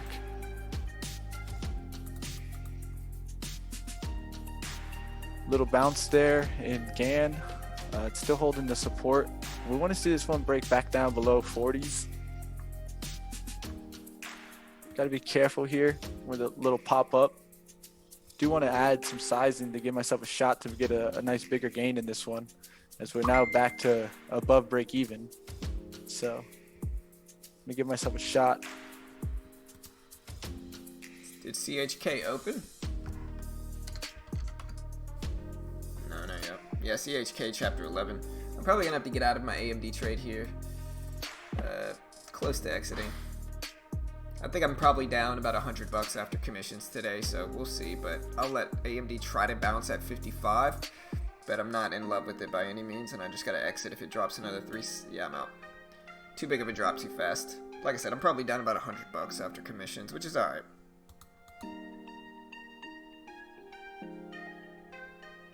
What did IDEX end up doing? Oh, I'm sorry about that. Oh, no, thinking about increasing here.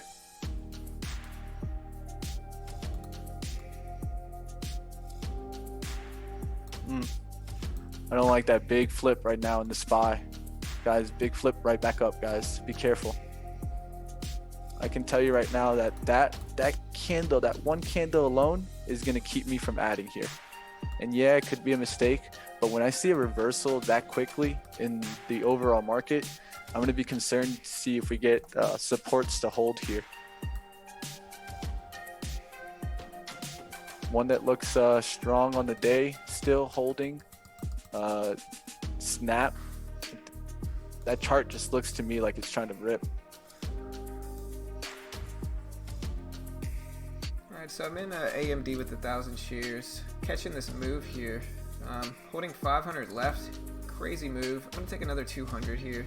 And then we're going to hold this 300 shares to see if we get a continue to get a rip up like over 25 is really what we want to see. But I've scaled out of most of it. Alright guys, quickly I'm going to get out of that trade of DKNG. This looks to me like a flip with the SPY doing like it's doing. I'm not going to be in this one. I'll take the $50, put myself at least a good $20 in the green. And this can at least give me a chance to come out green on the day. So. Yeah, buddy. This is my son, Jack. Say what's up, bud. Say what's up, everybody. Here you go. Alright, so I scaled out of most of AMD. I'm in with 150 shares left. We're going to see if we can break highs now. Yeah, not break highs. Maybe get up to 55, 50. Would be like the best case scenario here. I don't know if we're going to, but, you know, we could try.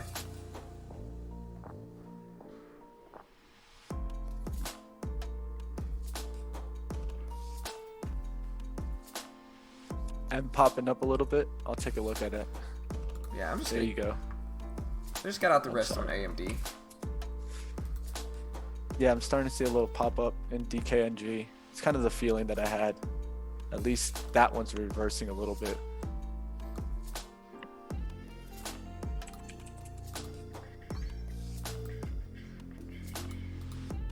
Hey team, we need 300 more subscribers to break 24,000. We're getting pretty close here, guys. Today already we've grown by about 100 subs, and so we're making some moves. Hit that subscribe button if you guys haven't already.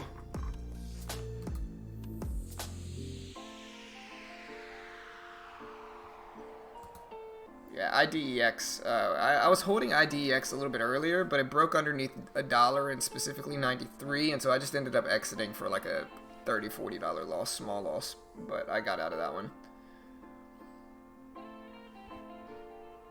Yeah, and just to show you guys, like, this is the SPY right now. So, like, the SPY still sideways. Like, it broke out of that range for a little while, but it's still just kind of chopping in and out. You know, nothing really too major going on right now. So we gotta wait until we get some high breaks, I think, if we're gonna trade anymore. We'll see what else we can find, but not loving anything really right now.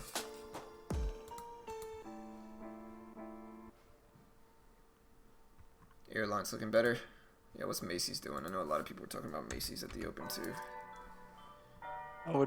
I'm looking at Macy's right now. I'd look for maybe another touch down to 60 before it wants to come back up here. But one that's giving signs that Macy's is going to get stronger is JWN. You look at that one, it's kind of the same chart, just a more expensive stock, and I feel like it's more of a leader in the industry. But if you look at it, it's almost the same exact chart.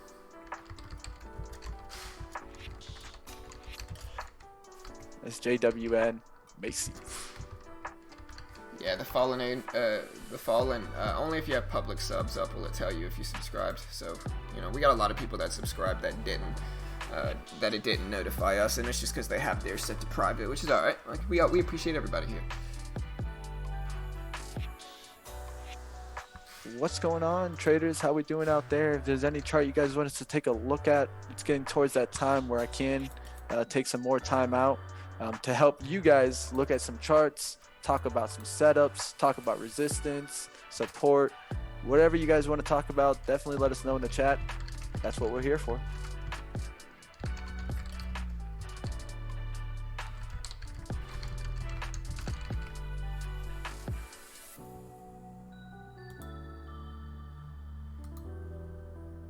HTZ Hertz, yeah, we can check it out. Yeah, Hertz, I bought this one at 104. We're at 450 now, and remember, like, Chapter 11 is just reorganization, bankruptcy, and so with that, you know, we'll see what we get, but I don't know what I feel about it now. I ended up selling this one at like $3, bought it at $1.04, sold it at like $3.04, made 200%, but I don't know what it's going to do right now, honestly.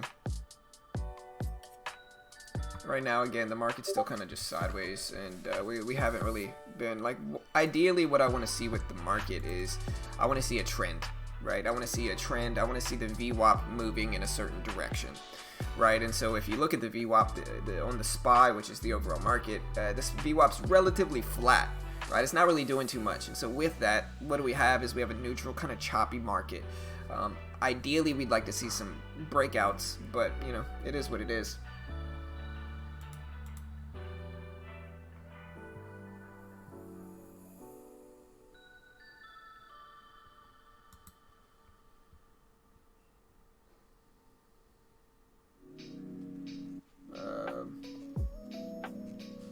No, CHK is actually, it never opened up this morning, so I never traded it. If I'm going to trade CHK, it's going to be after the bankruptcy news when it's down super, super cheap. That's the only way I would ever do it, is if it's just really cheap down there. Up here at 37, there's no way I'm buying CHK right now. You know, no way. And again, it never even opened up today for me to buy it. So, like, you know, right now we don't have much.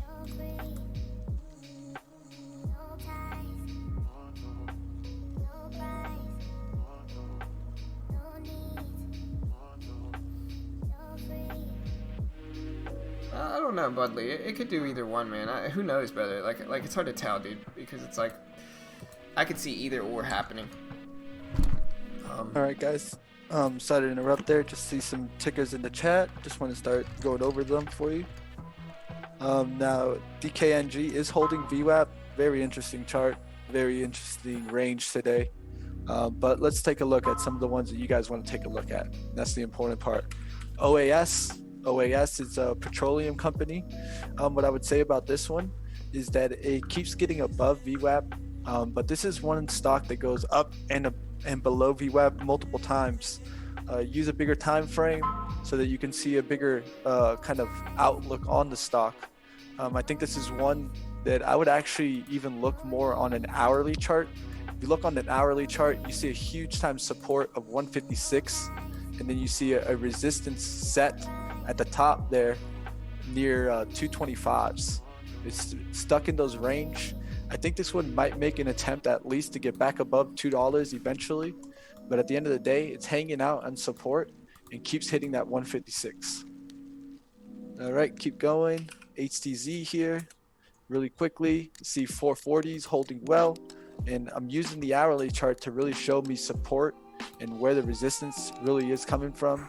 I'm looking to see momentum pushes in hertz. You can see that we've gotten that push up, a pullback towards long-term support of 350, and now it's starting to work its way back up here. It could make another attempt up there to that $6. I would like to see if $4 holds again. If it creates another bottom at 4, that would really get me interested. Or if the stock just rips here with a whole bunch of volume through 5. I'm in MU with 1,000 shares, looking for the breakdown under 52.50. I'm gonna get out anything over like 55 probably. I'll just exit, but we're about break even right now. Oh, all right, just really quickly, Keith giving out some gold.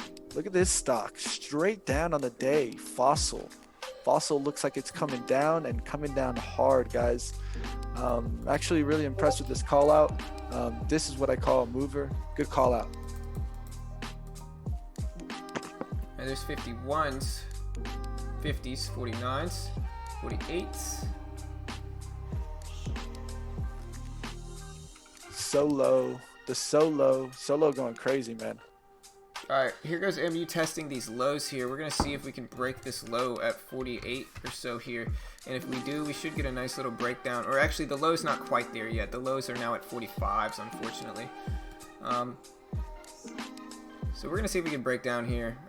We're up a little bit slightly in the trade. Now we're down slightly. We're going to give it time, though. Break even.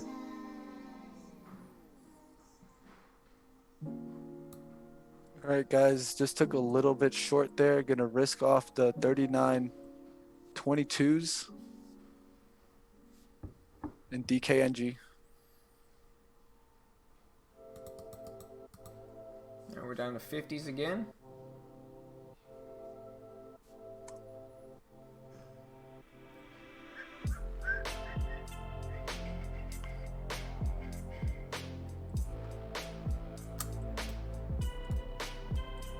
And we're probably about to get out. Yeah, I'm out. Squeeze happening. Didn't lose much there, but you know, we're trying to catch some good moves, and just not finding too many of them, unfortunately. Market's just kind of sideways. Yeah, I think that has a lot to do with it. Taking a risk here of about $20. So about what I'm green on the day, and I'm willing to take a little shot here in DKNG.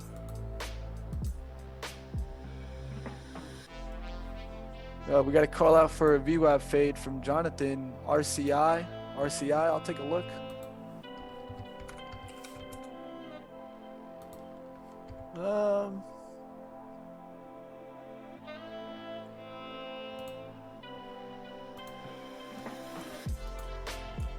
Really wouldn't call that one more of a VWAP fade. That's kind of more of a stock that got pushed down and reversed a little bit up on the day. The VWAP fade, you want to see the stock hold below VWAP and then come back to VWAP and then quickly reject it. I'll try to find some examples of it. All right, guys, got stopped out there in DKNG. It just ripped up a little slightly above this trend line. I'm not going to stick onto it. I'm out of there. Yeah, I'm in AMD, riding it up long. We're going to see if we can break up here. I'm holding 300 shares left. Going to hold the rest close to break even. Kind of choppy back and forth day. Like I said, I'm probably trading a little bit too much today.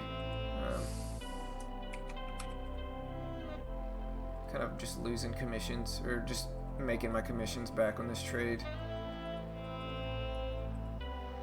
Yeah, I'm just going to get out. I'm down a shocking, a whopping $1 today. But yeah, I'm bouncing. I'm probably, if I'm being honest with myself, I'm probably over trading some today. And I'm not being patient enough with the market, which it happens. Like, listen, I know people are quick to criticize, but like the reality is it happens to everybody. Nobody's perfect. People are going to do well. People are going to lose. And even the best traders have tough days. Losing's just a part of it. So we'll see what else we can find, but nothing too crazy right now.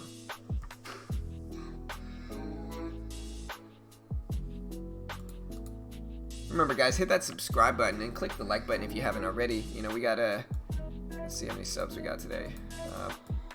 We got Nate, Akram, D. Appreciate it. Be like them, guys. Hit the subscribe button. We do this live for free every day. We're not experts here. We're not gurus. We just teach people what works for us, and it might not work for you. But if you want to support free content like that, where we don't sell a service, we don't sell a course, we just upload everything for free, you know, hit that subscribe button, click the bell, turn on notifications. You know, we go live every single day, and if you hit the bell next to the sub button, you will get an alert every single time we go live, which is, again, every single weekday morning for free on YouTube. So show your support, guys.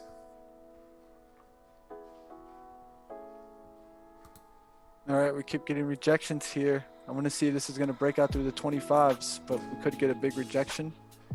Just want to bring up a stock that Jonathan brought. It looks like we made a mistake. It was RCL. And yeah, definitely that one's getting up to view app right now with a nice risk above it towards the 69.70s.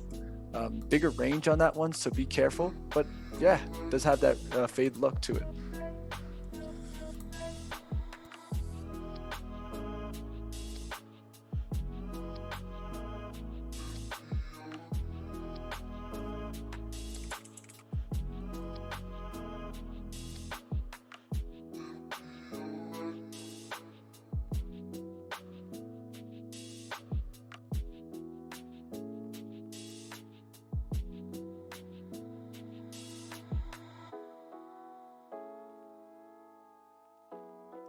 Hey, what's going on, Justin? It's good to see you in the chat. Always good to see the OGs in the chat. Chase, you still a long JetBlue? There you go. Not doing too bad. Not doing too bad, Justin. Need to go get some mountain time or something. Got to plan some escape here.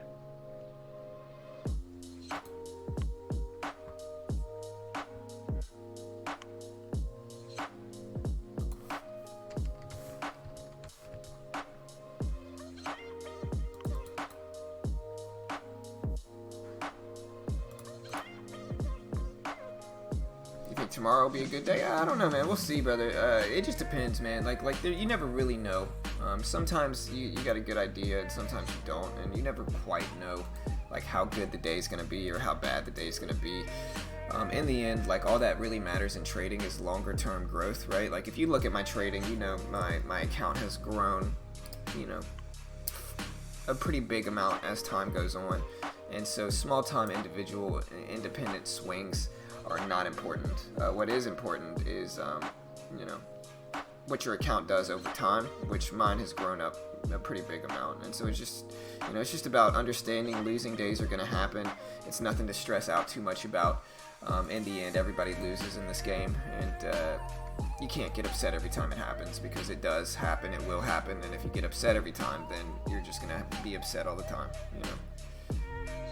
100%. No, it's how it is. Just like anything, whenever you do anything that's based off of a performance, you're gonna have your good days and bad days. What really the matter is what separates the best is not necessarily the good days. It's a lot of the times how do they react on the bad days. So as long as you can keep control of your emotions, that's really the best part. Work on that self-awareness of emotions. And that's what we get better at, guys. You know, with time, this does improve, but it takes time. It's not something that's from one day to the next. Yeah, I mean, I would suggest, like, for all of our new traders here, like, my suggestion is to just give it at least 6 months to a year, right? It's not something like, listen, you're going to join this game, right? And everybody's going to tell you you can, you know, just take their service and buy their course and you're going to make all this money. The reality is it takes about a year at least to condition yourself to do the right things, right? Just the conditioning aspect takes, like, at least a year. And so, and it's not just going to just jump up right away. You're never just going to make all this money right away. It takes time, guys. It's not something that's just going to immediately start going on. And if you have that expectation, it's going to be harder when you do actually lose, which is almost an inevitability. Like, you're going to lose when you trade. That's just part of it. But you got to just be able to hang in there and not stress it too much, and understand that there's a learning curve that you have to face. And if you don't, then, like I said, you're just going to be upset every day. It's going to be a lot harder to accept. And in the end, the best thing to do is just to chill and understand, and just take your time, learn, try to condition yourself the right way, do the right things, and try to, grow your account. 100%. Couldn't agree more. Jumping in here in CGC, guys. Going to take a little small trade here, about 300 shares short.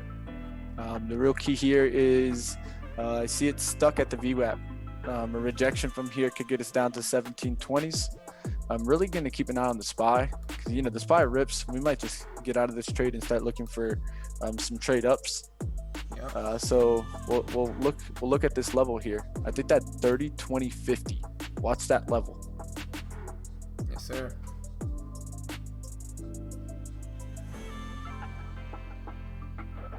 AMD looks like it's trying to rip up. I might take a little bit bigger size here, depending on what happens, and try to take a little bit larger swing here.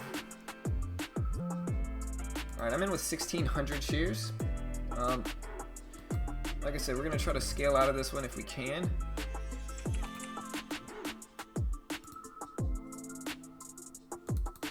About break even in it now, nothing too crazy. There's 20s. Like I said, we want like 21s, 22s before we take any off here.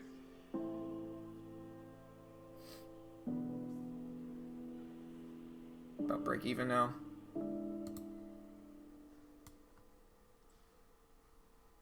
We're gonna give it 1 second here to bounce, but anything else, we gotta just bail out of this. There we go. Alright.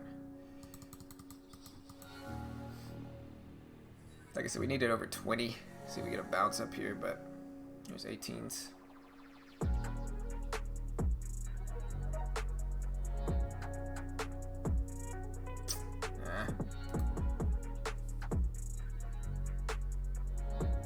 Alright, there's 19s.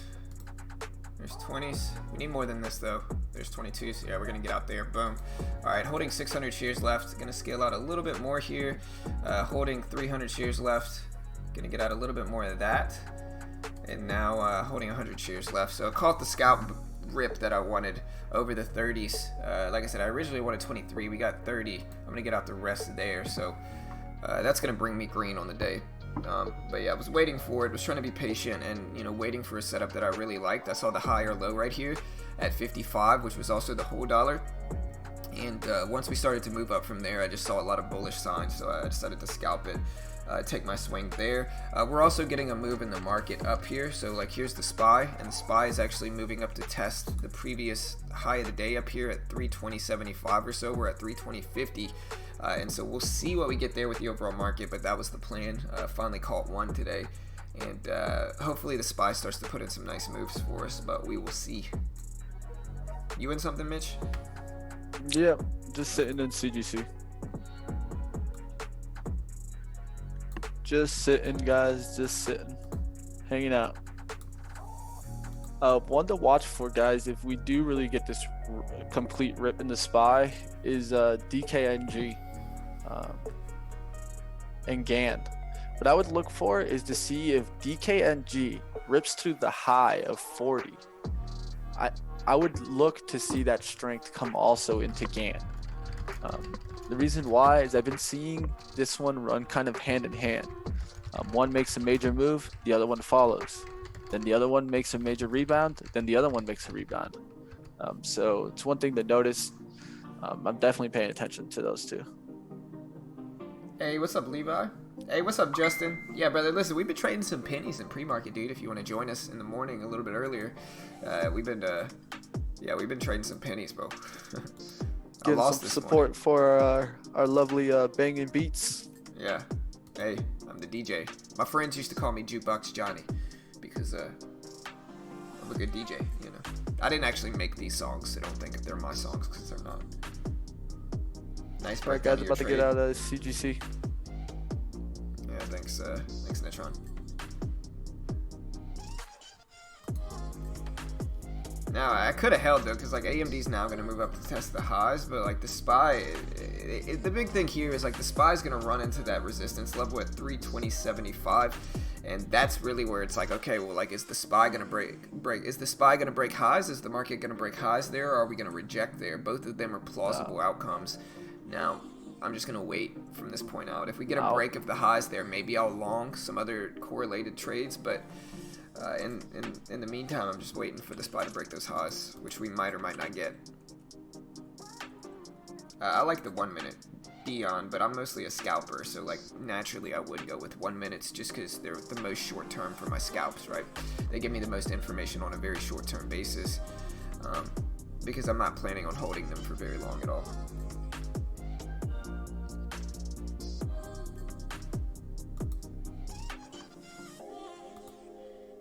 Seeing a reversal on a lot of stocks here. Just be careful, guys, if you're short.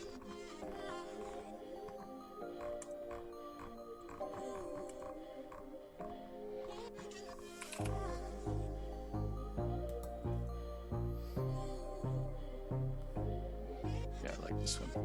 APHA? Yeah, APHA is a cannabis stock.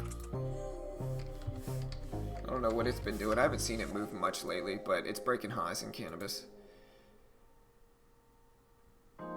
Alright, there's the high break in the market, guys. I might take 500 shares of AMD here with the SPY, maybe. I'm in with 500. Like I said, with the SPY, maybe breaking highs. Maybe it's going to help me. Quick trade, though. I'm not going to be super stubborn with it or anything like that. There's 52s. We want to up to 60. We'll take half off.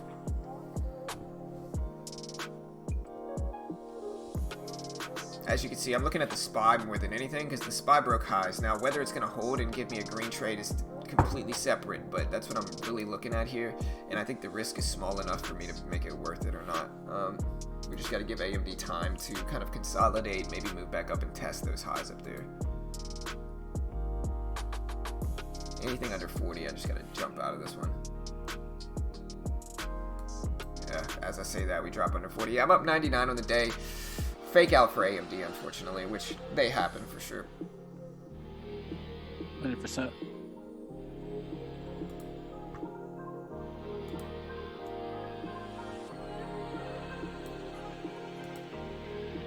You're looking at EMPH.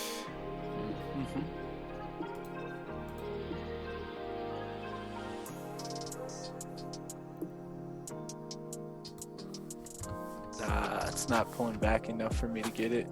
Been sitting on an order out, but trying to be patient and not grab the high. You might rip out and miss me, so I'm just gonna wait, stay at the price I want, because if I get up here and the price goes anywhere below where I wanted to get in, I'll have to get out immediately. So gotta wait, gotta be patient. If it fails me, it fails me. If not, I'll let it go. I just took 1,000 shares of APHA. It's a very small range, and so it might seem like it's a big share size, but it's really not, just because the range is actually pretty small with APHA. Thank you for whoever alerted me for that one, but it did just break highs. We're going to try to let it work up a very small amount. I'm not going to scale out, because that's going to take away from my net, and so we're going to hold this one and see if we get some moves up, but yeah, I'm going to plan to hold this one a little bit longer, and then just get out if it breaks under the previous high of the day at like 13 or so. SPY ripping up here. Like Dion says, SPY going up on a Tuesday.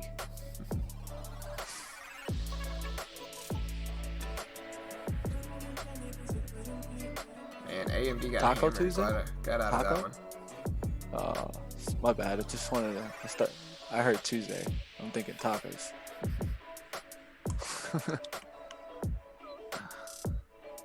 All right, guys, let's see if we can get into the EMPH here. Trying to time this one.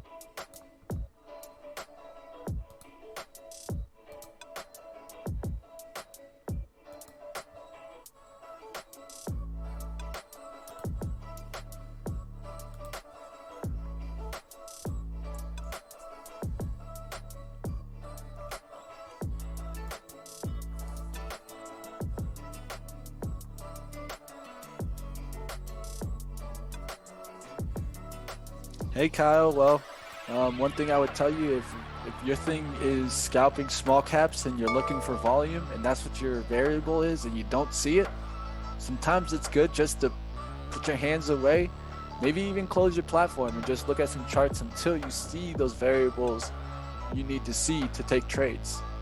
One of the things that a lot of traders can do is they can force a trade. And that's something that you don't want to be doing. If your variables tell you not to be in stocks, a lot of the times it's going to be best to let's stick to our strategy. Yes, sir.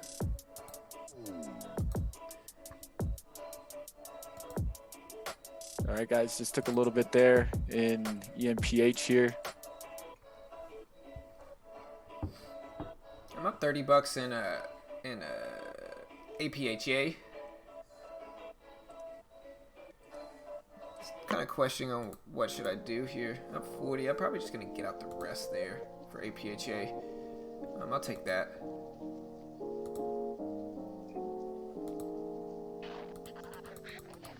Looking at AMD for a dip buy now that it's dropped all the way back down to the dip, VWAP area.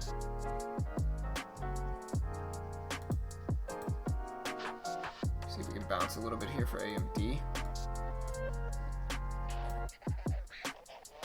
Might take bigger size here on this dip. Anticipated move back up. Big rip there at the end of the day from the SPY.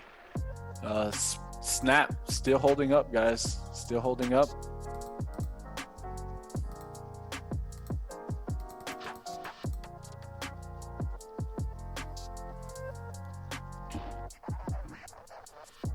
All right, guys. Looks like I got a nice pullback buy there in EMPH. Regardless of what happens here, I think I timed it well. And sometimes you can give yourself a pat on the back just purely for the execution of entry. I think this is something that a lot of traders don't do. Give yourself a pat on the back. Go ahead, John. Sorry, so I took pretty big size on this dip on AMD. It just dipped all the way down to the whole dollar. Still scaling out of it now, only holding 200 shares at this point, but nailed a nice trade there for AMD. Scaling out of it now as it continues to squeeze up. I'm probably going to get out the rest right here. And yeah, nailed that trade. Up 237 on the day. This is my P&L. Definitely over trading a little bit, but you know, I think my P&L can working your way for it at this point.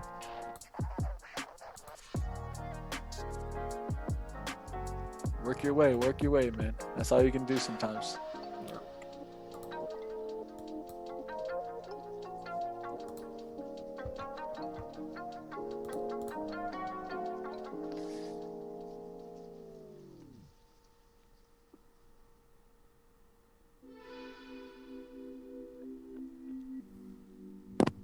Yeah, it happens, Kyle. Sometimes there's just it's just slow, you know. Oh. All right, guys, let's look at what is green now versus what we had at the open. Remember, at the open, we had every sector turned red. It's a big thing. Now, what is red? Okay, so the biggest red is going to be utility and energy. And we got some stocks, some actual sectors that have flipped and gone green since the open. We have technology leading, then consumer cyclical behind that. And then behind that, you have healthcare. Yes, sir.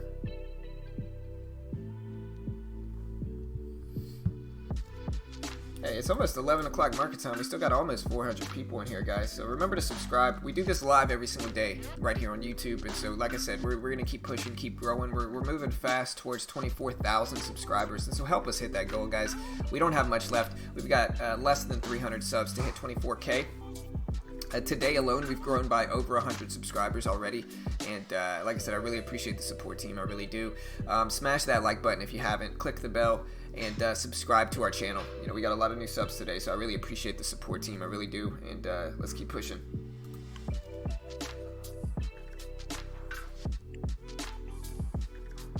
Uber breaking highs, guys. An interesting one with Uber. Uber starting to rip. I hope everybody understood what I talked about this morning, right? Like this morning, this is something that I was very open about, which is that this was the range. And like, yeah, it sucks while the range is there. Like you can see the range, but when we actually break out of that range, what do we get a lot of the time on those range breaks is we get a lot of momentum. which is what I talked about a lot. And you can see once, hey, I appreciate the sub, Chai. Thank you, brother. Appreciate it, man. Be like Chai. Hit that subscribe button. But yeah, what I talked about is that when we do get range breaks like this, we get a lot of momentum to accompany it. And you can see that's exactly what happened here once we finally broke over this top range that confirmed here. Once we did get that break, look at this move. You know, we just got a lot of upward momentum in a lot of different stocks. It wasn't just the SPY. You might be wondering why this is relevant, because the SPY basically controls everything else. And when the SPY broke out of that range, we got a lot of opportunity. And so a really profitable way to actually trade is just to look at this range and wait for these type of range breaks where it's really clear like this, and then just follow, you know, just jump in the following moves. It can be a very profitable way. Hey, I appreciate the sub, Jug. Welcome in. Thank you, bro. But yeah, I hope that makes sense.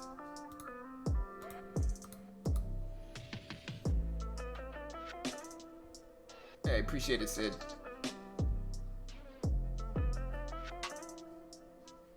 Hey, thanks, Netron.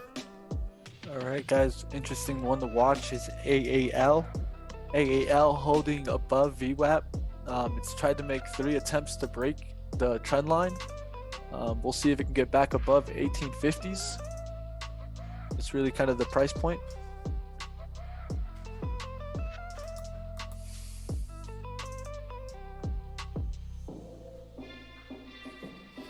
John, can you please show your P&L? Yeah.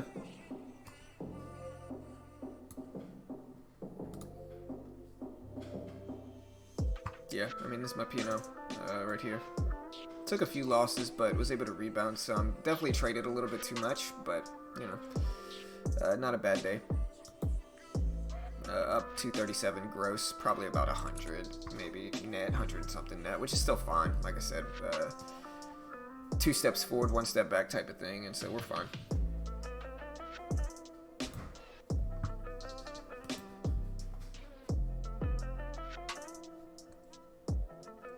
All right, let's see if we get a drive here in EMPH.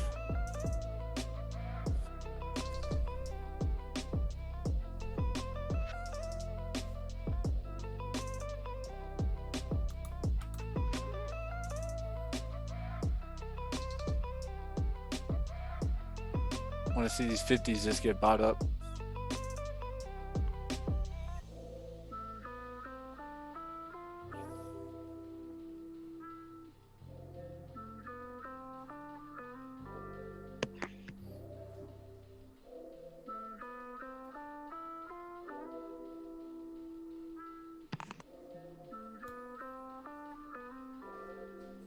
Looks like that GAN idea was not a bad idea. DKNG moving up there towards the 3970s, moving up there towards 2050s is GAN.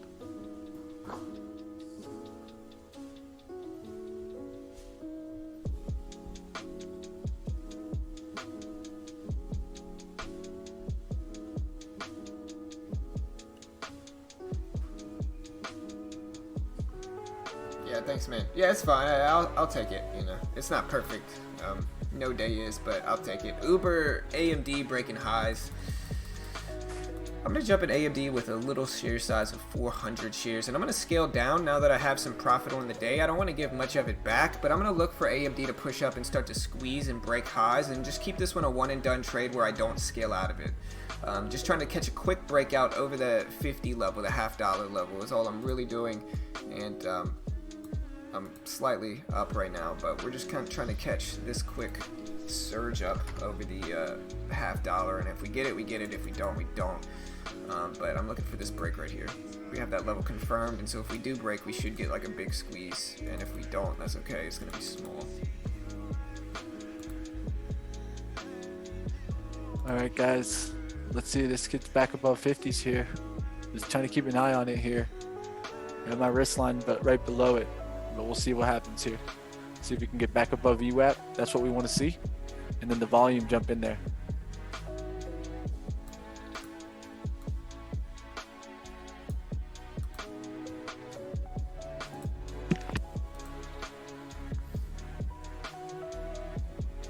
Maybe Uber is what I should have taken. I'm probably going to get out here.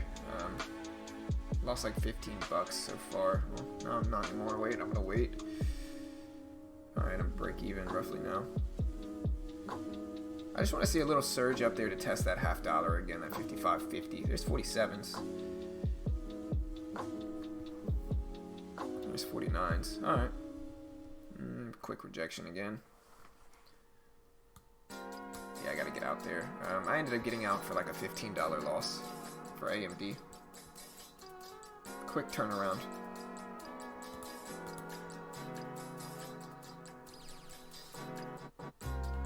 Hey, see you in a ton. Later, bro.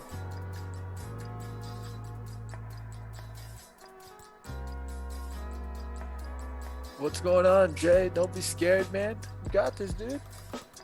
Ain't nothing to be scared about. Stick to your system. Know what your reward wants to be. Know what your risk is going to be like. And another thing, I think you're in maybe a what I call a position of strength. When you are just trying to let profits work for you, just determine what's a good realized. If you only kept that realized and you lost the extra, the profit that you were trying to kind of extend, if you're okay with that realized, it's okay. It's okay to let that other little shares, let's say a fourth of your position, fifth, a sixth, to let it try to work for you. This could actually be beneficial in the long run.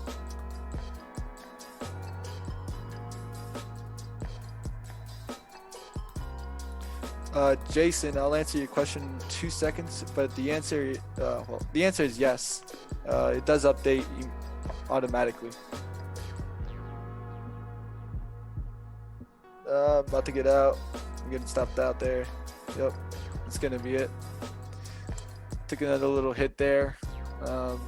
Finishing down near 100 here, a little bit over 100. So not much there for me today. Not really seeing it well. So sometimes you gotta know when to hold it, know when to fold them. This will be the time that I'm gonna fold it.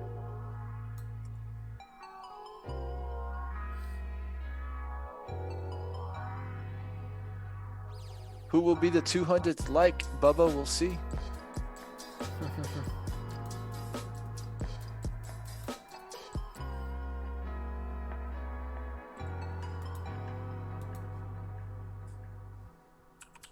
All right, traders.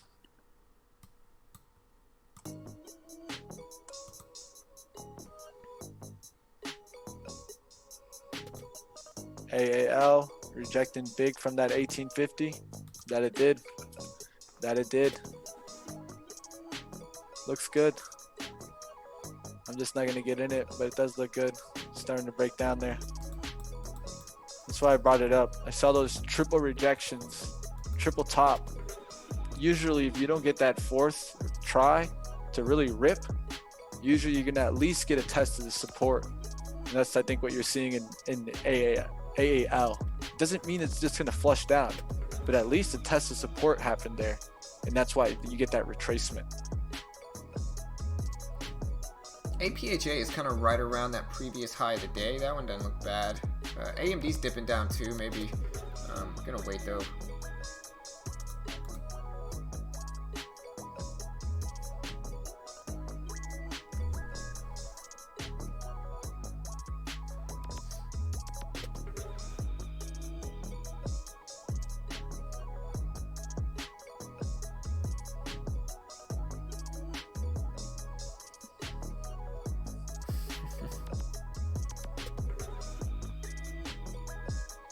Yeah, guys, also, like I said, be sure to subscribe. We do have a dope video coming out today.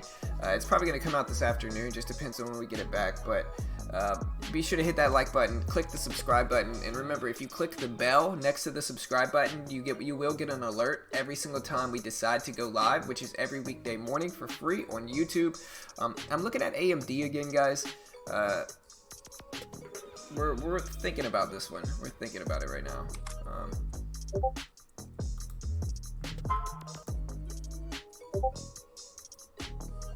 Alright, I'm going to take it real quick, scalping this top. Let me see. Riding the breakout up here. Oh, you guys can't see me. Caught the bottom there at the $0.25. We're going to see if we can finally break that $0.50 I've been waiting for. We're only holding 200 shares left. 50s. There we go. See if we can catch the breakout over 50 now. 51s, 52s. There we go. We gotta let this thing work now, guys. 57s. We're gonna sell into that. So up 320 on the day, roughly about 318 bucks. Definitely a solid day. Maybe I should have let AMD work a little bit longer at that high break, but it is what it is. We're good.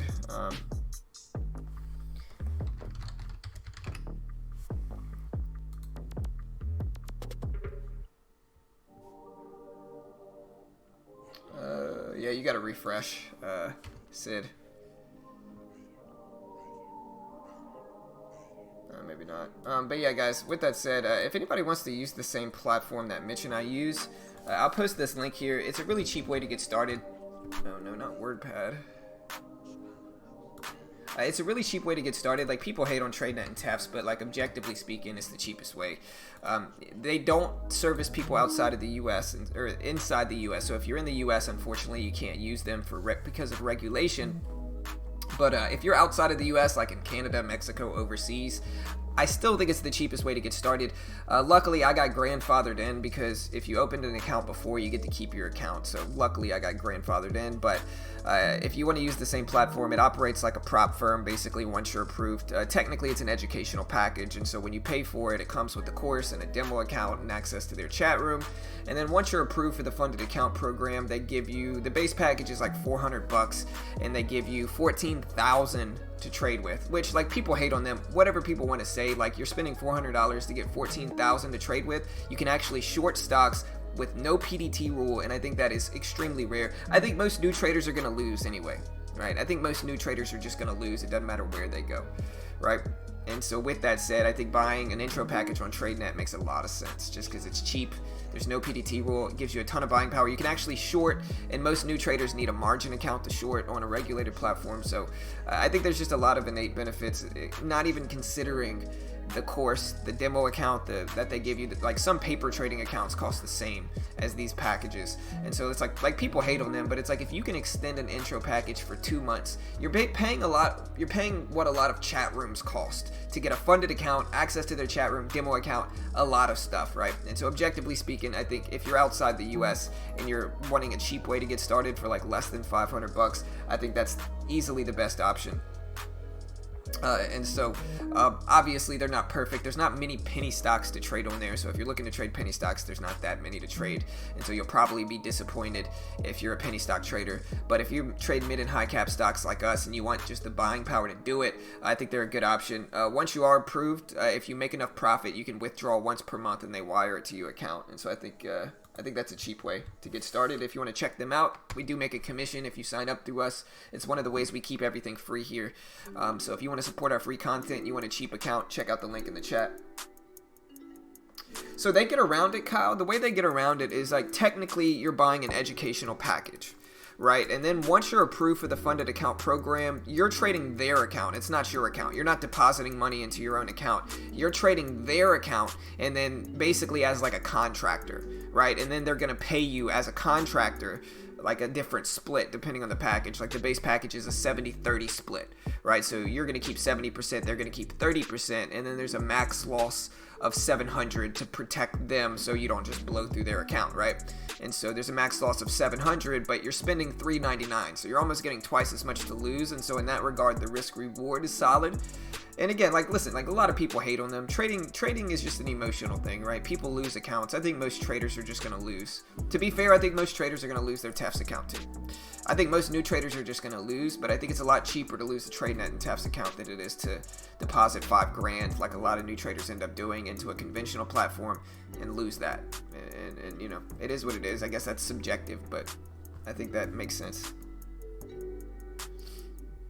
Yeah, I would 100% have to agree with that, guys. Before I get on out of here, you know, if you guys are looking for something outside of the United States, it's definitely going to give you guys some great benefits, especially for you new traders that are just trying to get your feet wet. This is what I say for any new trader, is try to limit the risk at first. And that's what we're really stressing here, guys, and why we use TradeNet, is try to always limit the risk. And of course, You know, we don't agree with the PDT rule, but it's already there. So we need to find a workaround. We need to find some way that we can still trade, still have some risk out there, but at the same time, not putting up $25,000 in any account. I definitely wouldn't recommend that for any beginner.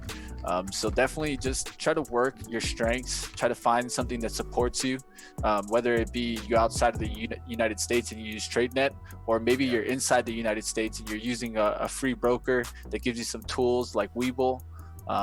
Just try to find something that helps you.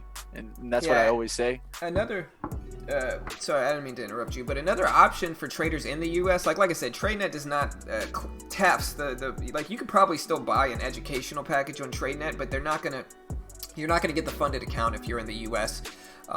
Because they're no longer accepting U.S. clients because of regulation. So like if you're in the U.S. and you're looking for other options, like we have some good reviews and some live trading footage from us trading on Ustock Trade. Ustock Trade's another option. There's CMEG Group, but we haven't honestly tried them yet.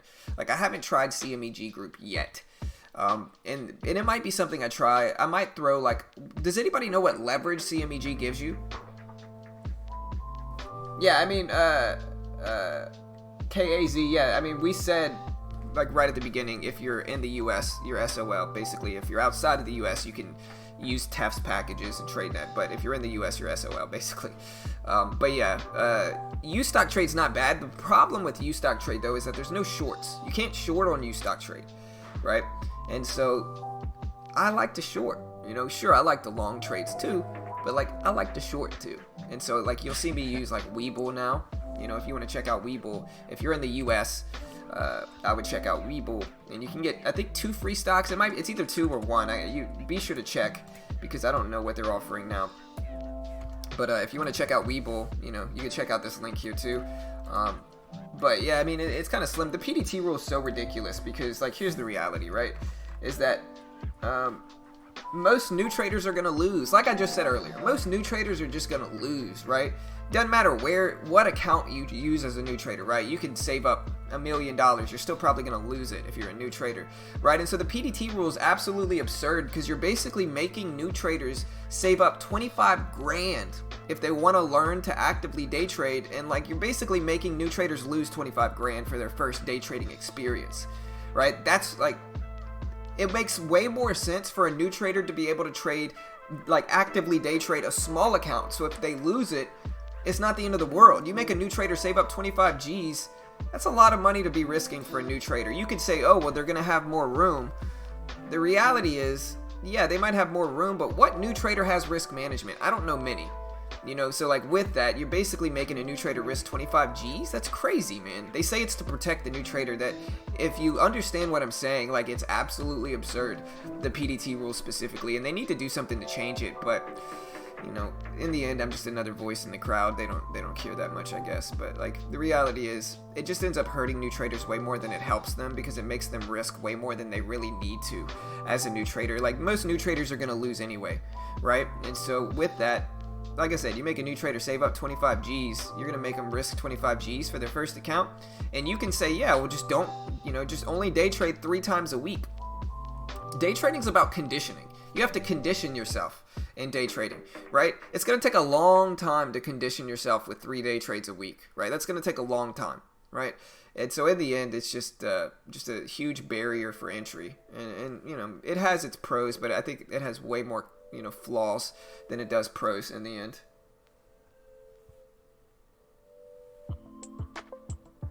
Four to 1, okay.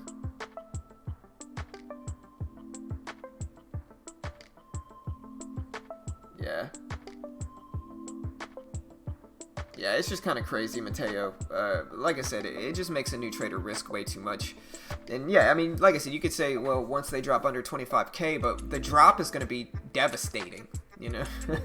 Like, the drop is going to be like, a new trader's like got 25,000 in buying power. They're going to buy thousands of shares. And so like, yeah, they might get closed down or not be, but when they do drop under 25K, it's going to go from like 25K to 15K, you know, up 10 G's in one day. You know, it's just crazy. You know, it's just crazy. And in the end, it's it's obviously just my subjective opinion here. But, you know, I think it's crazy. Yeah, no new trader does risk management when they first get started. So in that regard, it's absolutely absurd. But hey.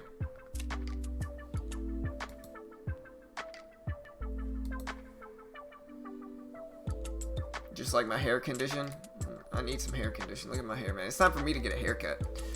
But yeah, I mean, it's a good lesson on trading, right? Like, a good lesson is like, look, you want to become a good day trader, you just got to do it repetition. You just got to do it over and over and over and over again, right? You do it enough, it'll become second nature. You'll be able to do it more, right? But you limit yourself to 3 day trades a week. It's going to take a long time to condition yourself to day trade, and it's just going to make the learning curve even harder. But, you know, like I said, just my subjective opinion. Yeah, that's why John needs his LSU hat on. Hey, I got it right here, bro. You know, I put my LSU hat on. We're winning. You know. But yeah, guys, good luck in the markets. We'll see you guys next time. I'm gonna go ahead and close it down for the day. Appreciate all the love today. We got a lot of new subscribers. I really do. Y'all go check out my man Trader Mike's Discord. I'll post his link one more time, and I'll post my link one more time. Like I said, low key though, he's got a way more active Discord than I do. But he's been pushing our stream too. So y'all go check out my man Trader Mike's Discord. I'll post this link one more time, and you know, here's the link.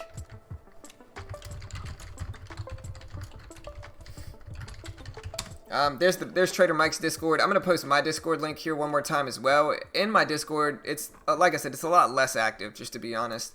But we do post like our P&L and our trading in there. And so if you want to check that out, join our Discord. I'll post this link one more time too. And oh, what happened?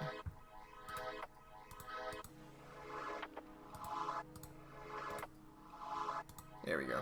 Let me post the link one more time.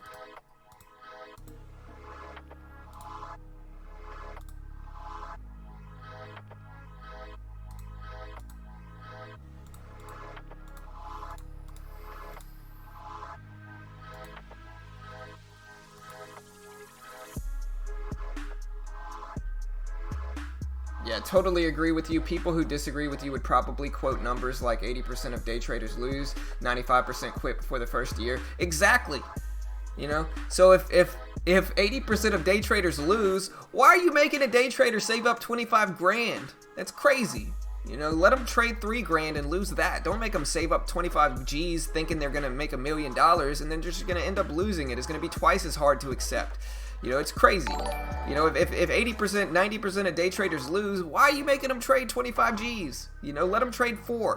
You know, it's going to be a lot better for them in the long run.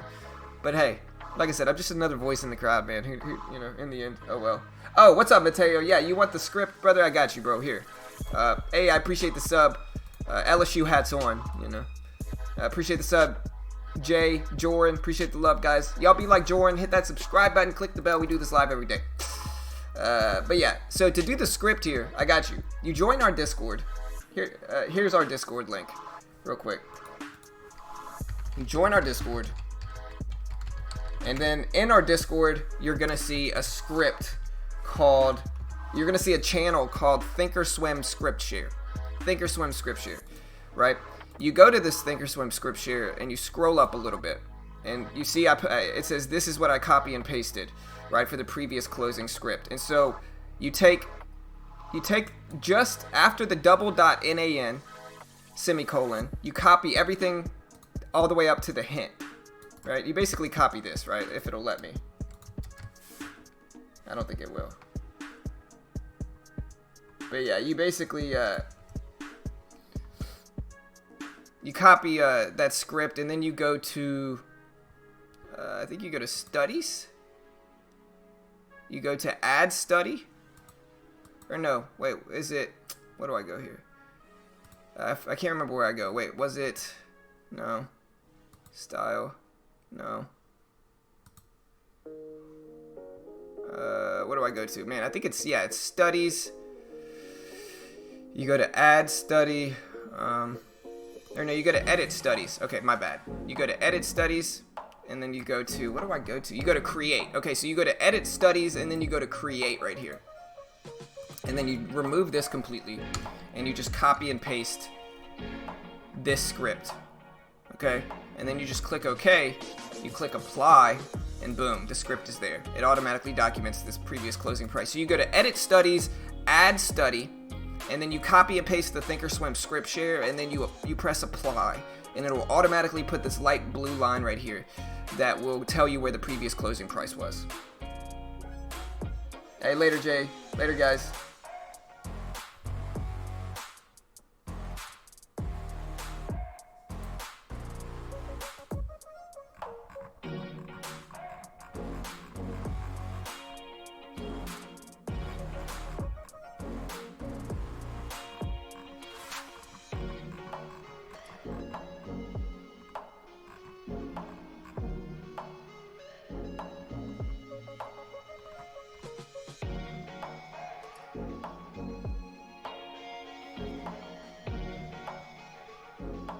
You got it? Yeah, you go to edit studies. Yeah, like I said, you go to studies, you go to edit studies, and then you go to create right here, and then you just delete this and you copy and paste the script, right? Then you just go to OK, you click apply, and boom, you got the previous closing price script.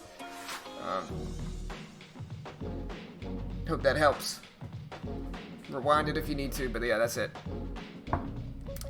Later, guys. Have a good day. Appreciate everybody subscribing and everything. We gotta, like I said, we grew by like over 100 subs today, so I appreciate the love, team. I really do.